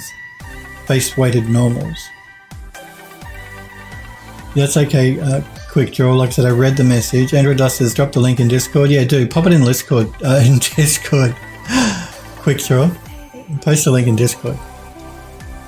Smurfberry says I'm going to dump a link in Discord too. You can actually post links in Twitch chat, Smurfberry. As a VIP, I've given you that ability. You have the power to actually post a link in that Twitch chat if you want, or you can post it in Discord. It's up to you. Crosswind says, yes, Smurfberry, I've watched some videos on it and it seemed like it would be a lot faster and I could still stick to one program instead of doing like 3 Pro Boolean Dynamesh thing in Max and ZBrush. Smurfberry says the power. Yes, you have the power. What will, on space weighted normals? I'm just going to check this out, Smurfberry.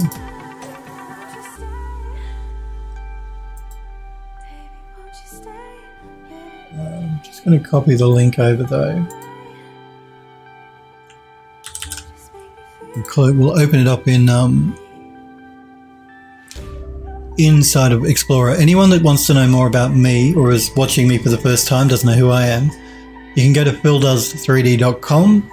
That's my website. You can read up about me, look at my gallery of work and all that sort of stuff here, if you so desire. So this is the face weighted normals.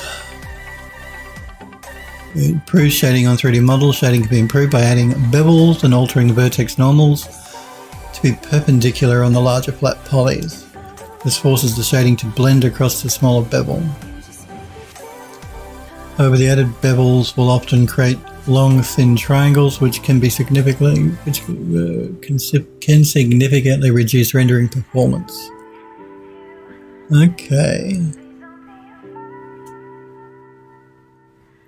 Because UE4 has a new normal as well, a normal method. I can't remember what it's called now. So it sounds very cool though. Want to get it done quickly, for sure. But I'd just bevel a box. If it was me, I'd bevel it and bake out my normal map. Call me old-fashioned.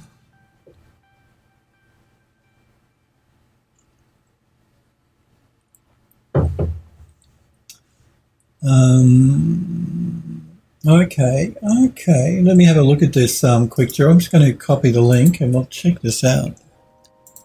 So this is what Quick Draw was talking about, using Google Maps to actually take the images and then create a 3D model from it. That looks pretty cool, actually. I'm surprised at how well that came up from using Google Maps. Yeah, that's pretty cool. Very cool, actually. It's a really interesting way to do it. Obviously, though, I'm going to assume that the closer we get, the blurrier this texture becomes. But if you just want an overview and you're not going to get close to the model, then that's a really interesting way to work. Well done. It's a nice rock formation too, actually. Looks cool. And a really, really novel way to go about doing it. Mercury says that page itself doesn't really have much detail on it, but has links to other threads that are very deep in details. Well, there you go, guys and girls. You want to check out this face weighted normals in more detail, click the link Mercury popped into chat. It's very low res, Quick Draw says, yeah, but it looks cool. And that's a really, really clever way to go about getting a model, a low res model, fair enough. From an area that you don't have access to even. So you got to cut out early, Smurfberry? No problem. Thanks for being here. I'll be back on again tomorrow. Hopefully I'll see you then. You have a good dinner.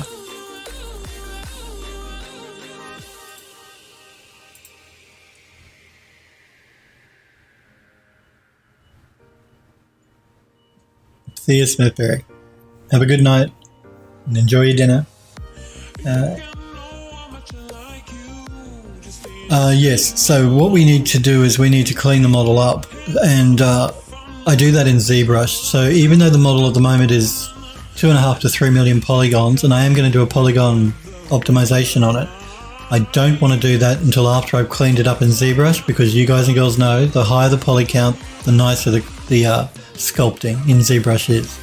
You don't want to have too low a poly on the model to sculpt in ZBrush. It needs high poly to work properly. So I'm not going to do polygon reduction until we've done cleanup in ZBrush.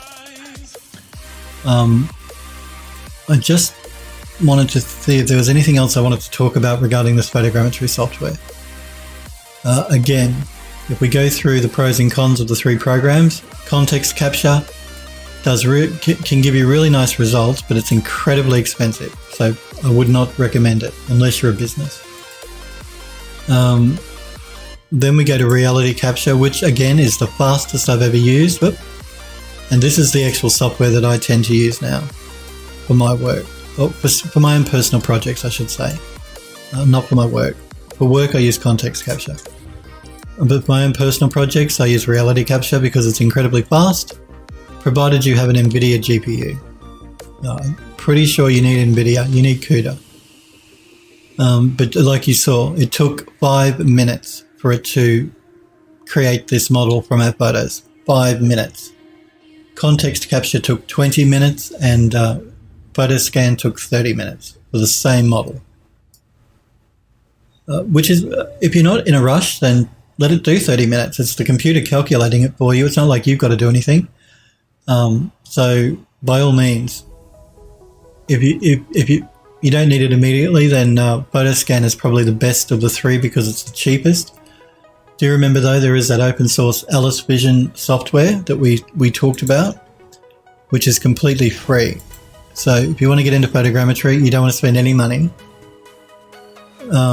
then check out this Ellis Vision software. And again, I'm just going to pop the link into Twitch chat, because from what I can see, the results look great. Look just as good as the commercial software. I haven't used it though, so I'm just not sure of the interface and how user-friendly that is. But Sniper Echo, I believe, has used it and he says it's quite good, so we'll trust Sniper.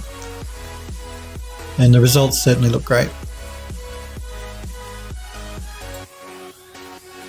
So yeah, personal preference for my own projects, reality capture, very quick.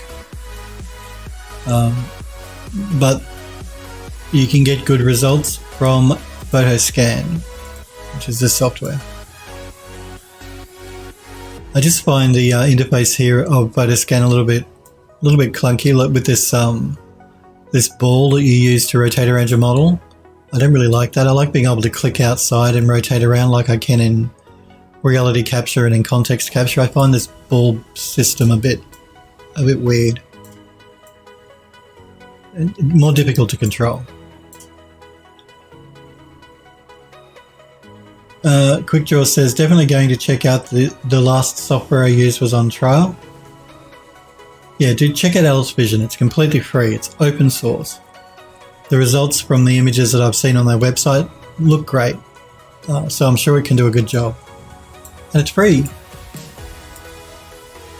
You don't have to spend a cent.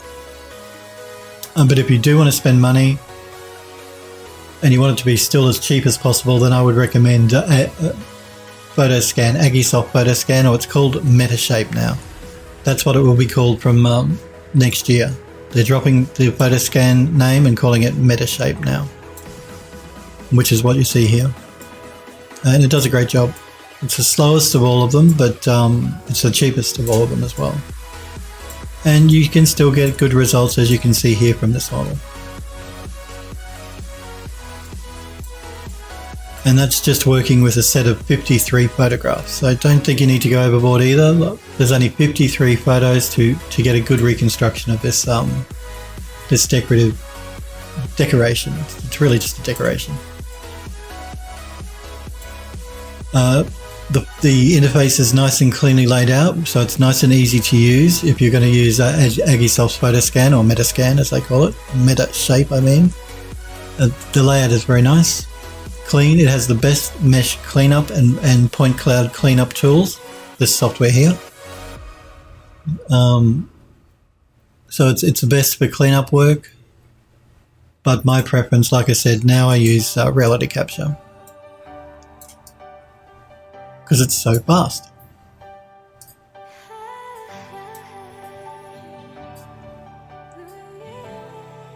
QuickDraw says, posted a close-up shot in Discord. How much does that software run you?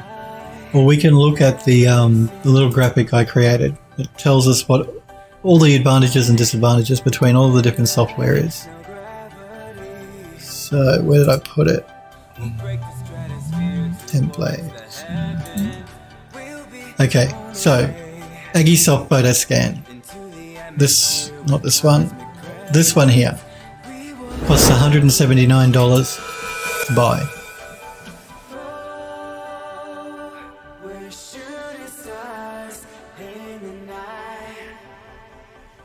I'll check those out in a sec, QuickDraw, that you popped into Discord, the links. So yeah, Agisoft Photoscan, or now called Metashape, costs about $180 to buy.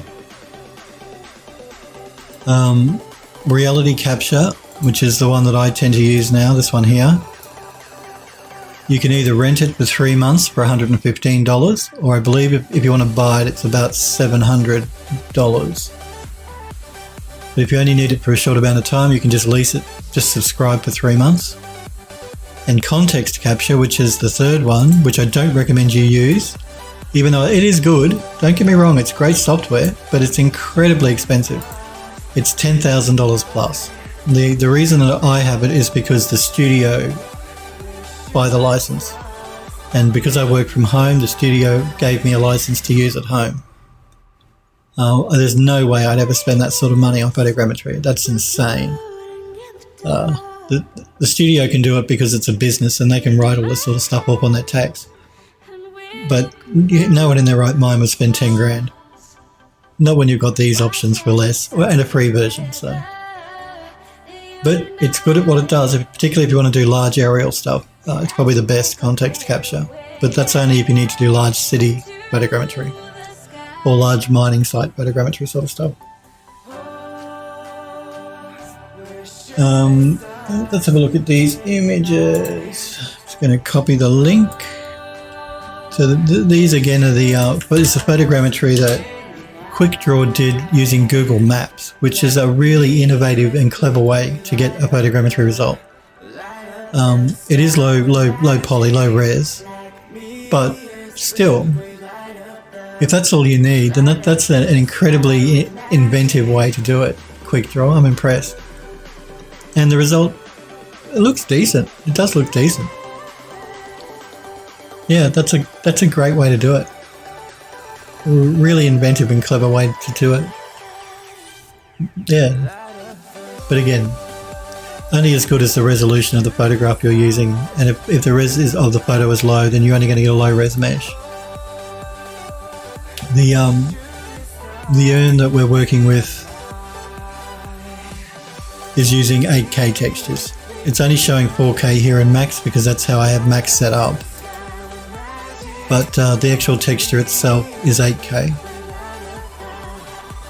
I'll probably knock it back to 4K for the final model before I put it online, but it is an 8K texture at the moment. But you're only seeing a 4K texture in Max. So anything else I needed to talk about? No, we went through the time differences between the 3 programs as well. See, that's the one thing I'm not sure about that Ellis Vision, the open source one. I'm not sure how quick or how slow that is to work because I haven't tested it. But I did test these 3 programs so I could show you how long it takes each one to do the same model. And it's 30 minutes in Photoscan, 20 minutes in context capture, and 6 minutes in reality capture for the exact same model from the exact same photos. And the detail that you get in these 2 programs is just a little bit better than the detail you get in Photoscan, but I'm being really picky. And I'm judging that looking at the face here of the lion. There's a little bit more detailing going on around here than there is in this one. But it's so close. Unless you're really looking for it, you're not going to notice. So they were the advantages and disadvantages of the 3 different pieces of software that I use, and the cost differences between them as well. QuickDraw says, can you use HDR images to get better results? I can't see why you couldn't use HDR images. I don't know if it's really going to give you a better result though, because the photogrammetry software tends to do color correction on the photos before it makes the texture anyway. You're not going to get. You may get a little bit more detail out of the photo. It certainly can't hurt to have a HDR photo. You don't need one though, and the software is going to run an algorithm over all of the photos, color correct them all anyway before it makes the final texture. So you may pick up a bit more detail using a HDR image. You may not. Depends on how the software is combining all those pictures to make the texture. Couldn't hurt. Certainly couldn't hurt. And like I said, mesh cleanup is Agisoft, which is the cheapest, has the best mesh cleanup. Reality capture, which is the one that I use, is the fastest speed and has decent mesh cleanup, but not as good as this one. And forget about context capture because, like I said, no one in their right mind would spend that sort of money. Okay. So, what I need to do with this model is I need to clean it up. I don't think I really want to do that today. I might start that tomorrow. And to clean it up, what I'm going to do is jump into ZBrush. I'm going to take this model into ZBrush so we can clean it up. Once I've taken it into ZBrush and cleaned it up, then we're going to do a polygon optimization to bring down the poly count. I'll probably bring it down to, I'll probably reduce it by about 80%. So I'll take it from 2.5 to 3 million polys down to about 500,000. And then what we need to do is we need to take the model into a program like Mari so we can fix texture problems. See, this is one of the problems you find with photogrammetry, particularly if there are areas that you couldn't take a photo of. And there are always going to be models like that. I'll show you an example in a minute. So you remember when I took the photos, I couldn't see the front of the base because it was too high and I was looking up like that. So I couldn't get any photos up there. So what that means is we don't have a texture covering it. It's just grey. So we need to take the model into Mari and we need to paint the texture areas in that are missing. So that's what I plan to do. First things first is we'll take it into ZBrush, clean it up. Then we'll do poly reduction and then I'll take it into Mari and do some texture cleanup. Now to give you an example of a model where you're never going to be able to get a full coverage as far as photographs go, I'm going to jump into my pictures folder here and show you something. So when I took those photographs and went to the botanical gardens, there's a rotunda there which is called the Temple of the Winds, and I want to use that as part of the next model. So if I go through the photos here, this temple sits right on the edge of a cliff. The other side of this rotunda is a cliff, so it drops about 30 meters or so. So there's no way to stand out here to take photographs of the other side of the rotunda because of this cliff. I could get the first half, but I couldn't get the second half. Now, if I had the drone, I could have used it, but I couldn't use it on the day because somebody else at the studio was using it. So I had to rely on my DSLR, and I could only get photographs of one half of it. You'll notice when I take these photographs too, what I'm doing. I get wide shots of all the way around the outside of it. Then I come in and I take close-up shots of the details. So wide shots, then close-up shots, and then close-up shots of the base. Even though I'm not going to be using this base, I'm going to swap it out because I want to put a pond in here. But I get close-up shots of the base. And then I'll get close-up shots of the actual roof because the roof has this pattern in it.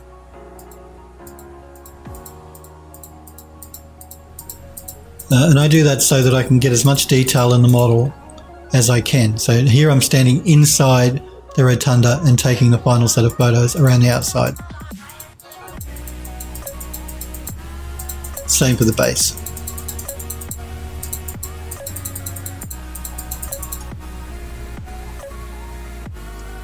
QuickDraw says photogrammetry software needs a content-aware feature like Photoshop to fill in that missing detail. Yeah, it would be really useful. It might be difficult.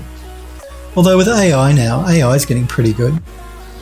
Actually, I read an article just this morning about AI that NVIDIA had just released a demo of, where it takes images from Google and turns it into a 3D scene in UE4. All by AI. That was really interesting. I didn't look into it a lot because it was just before the stream and I was reading the article. Basically, one of the researchers at NVIDIA created an algorithm, an AI algorithm, that can take Google Street images and can convert those into ray traced models that it then creates a scene of inside of UE4. Mind blowing. I mean, there won't be any need for us anymore. The AI will be doing everything we need now. None of us will have a job. There'll be AI doing everything. I found that quite interesting. I mean, the results weren't great. It's still early days, but just the fact that it could do it was amazing. Yeah, it was absolutely. It was crazy. If you go to bluesnews.com, that's where I found the article originally. There's an article link there. It was just amazing. And like I said, not perfect. The models were, not great. But just the fact that it could do it is amazing. Just by taking Google Street View images, turning them into 3D models and making that scene in UE4 all automatically with AI. It was just amazing. So, yeah, watch out, guys and girls. The AI is coming for us all. They're getting so incredibly clever now. AI is just getting so clever. Now that our hardware is getting much more faster, or much more faster, I can't talk English properly.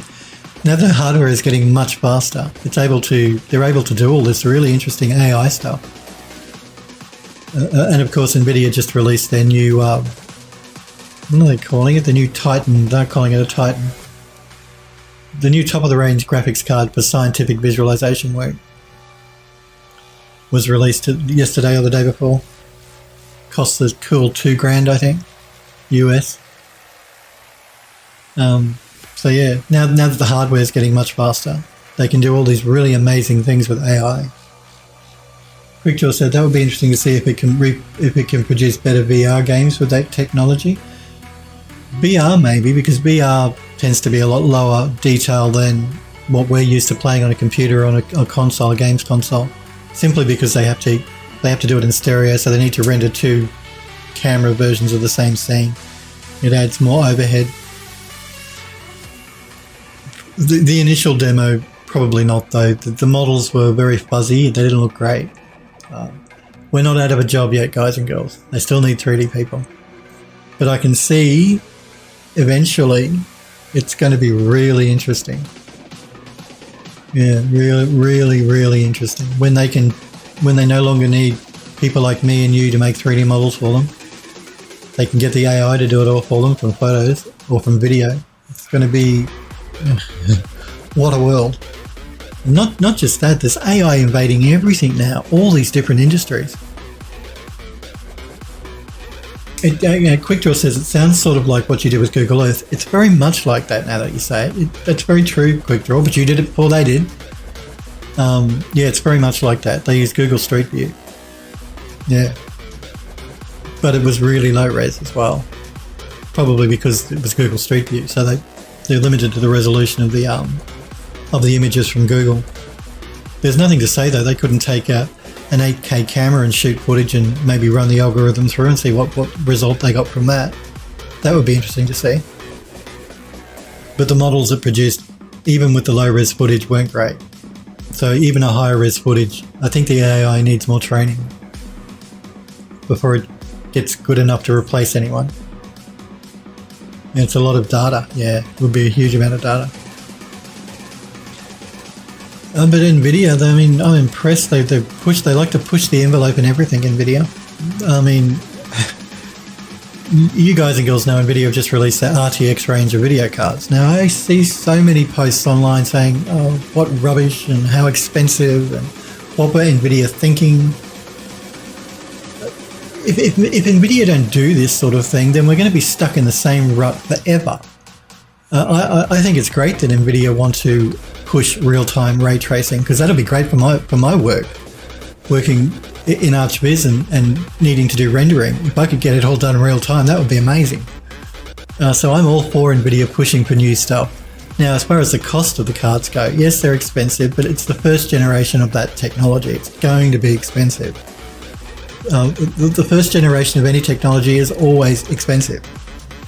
I mean, just think 4K monitors. When they first came out a few years ago, they were incredibly expensive. Now they're not. But the 4K G-Sync 120Hz monitors, they're still incredibly expensive. They're like $2,000. But eventually they won't be.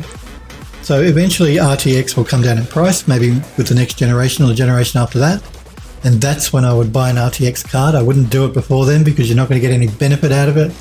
Only one game, which is Battlefield 5 that I'm aware of, uses RTX at the moment. So you're buying a card to play one video game, and you're spending a lot of money on that video card. My advice, if you want to buy a new video card, is to try and buy the 10 series if you can find one. NVIDIA aren't manufacturing the 1080 or 1080 Ti anymore. They want you to buy the 2080 and 2080 Ti, which is fair enough. They're a business.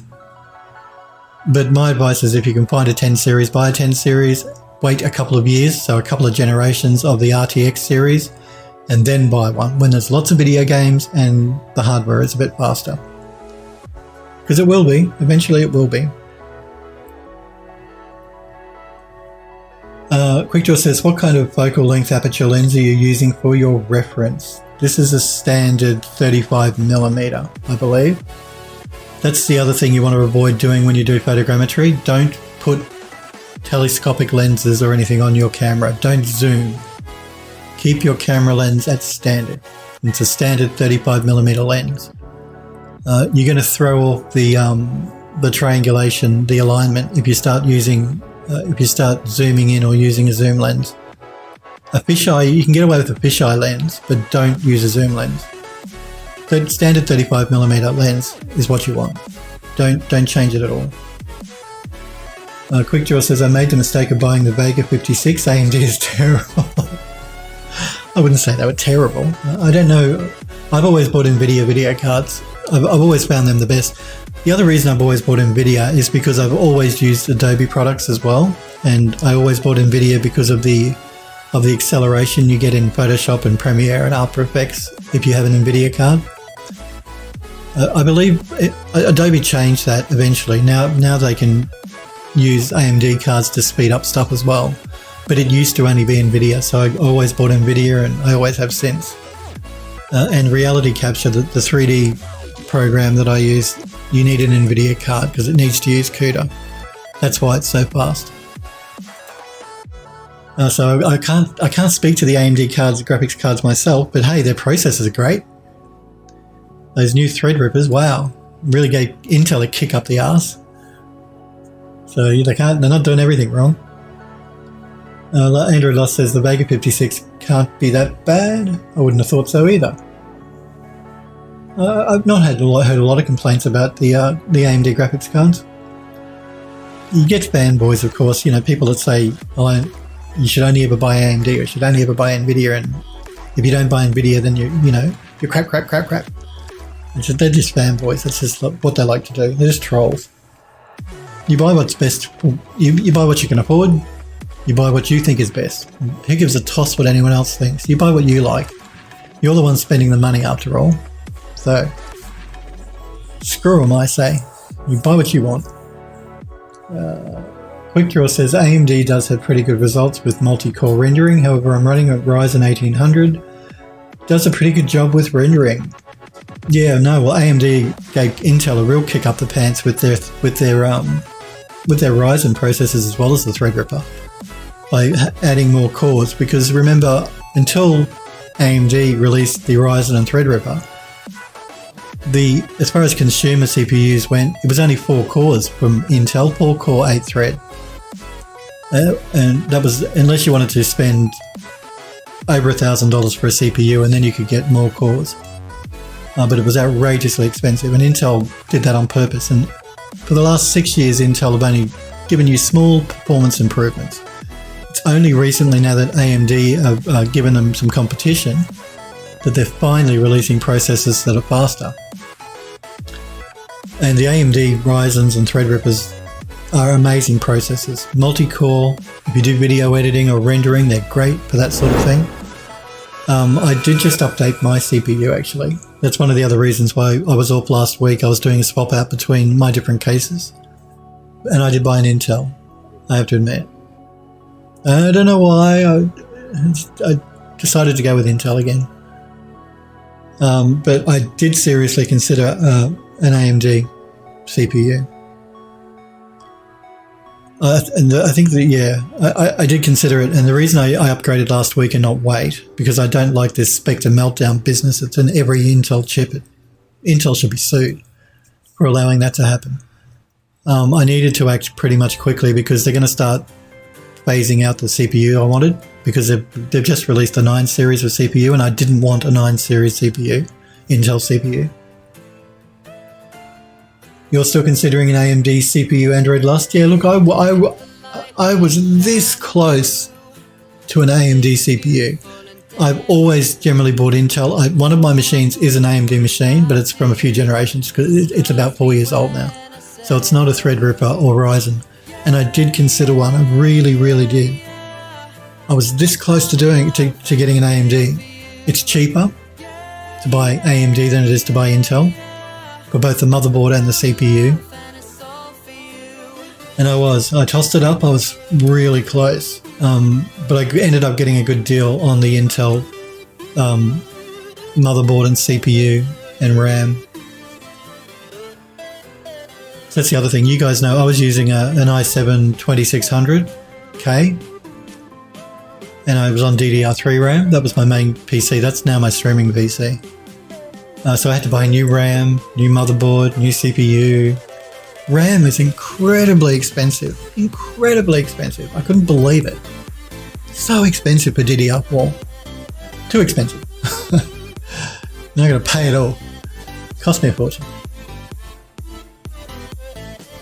No, I didn't overclock it. That was a stupid thing. I owned a 2600K and never overclocked it. Not once. And still not overclocked. Like I said, it's my stream machine here at the moment. Not my main machine, but I never overclocked it. I bought an overclockable motherboard, and the CPU being a K series is overclockable. Never overclocked it. Stupid me. I still could if I wanted to. No. But you can overclock the AMDs as well, so Intel are no better for overclocking than AMD, I don't think. But yes, anyway. So I think on tomorrow's stream, what we're going to do is, now I've given you a brief overview of photogrammetry, what you should do, what you shouldn't do, all that sort of stuff. We're going to start doing some cleanup work on the model we have here. Oh, and I do want to talk about that temple as well tomorrow to show you how you can get around the problem where I only have photographs of one half of it. You did the same with your last build, Quickdraw? No. I bought the CPU intending to do it. Well, no, I think when I bought it, I thought I won't do it immediately, but I want the option to be able to do it in case I decide I do, and I just never decided to do it.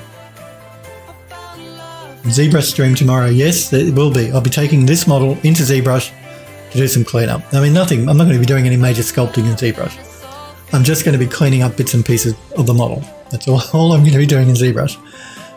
We'll do some poly optimization, and I don't think I'll do the texturing in Mari. I think I'll leave that until we've got all the bits and pieces ready, because in my events I've got photogrammetry first, then modeling in Max, and then texturing in Mari, and finally doing beauty renders in Vue. So instead of jumping between Max and Mari, and I think we'll keep it organized. So, but ZBrush tomorrow for cleanup work on this mesh. But I think we may leave it there for today, guys and girls. I do want to thank you, though, all very much for hanging out with me and for watching and being here. I'll be back on tomorrow at 5 p.m. Pacific in the United States. If you're not sure when that is, you can check out that countdown, which is in my stream below my panels. Remember to join the Discord server if you haven't already. My apologies for my phone going off in the background. And you can follow me on Twitter at PhilDoes3D if you want to know when I'm live, because I always post when I go live. Thank you again, guys and girls, for being here, hanging out, and hopefully I will see you tomorrow. See ya.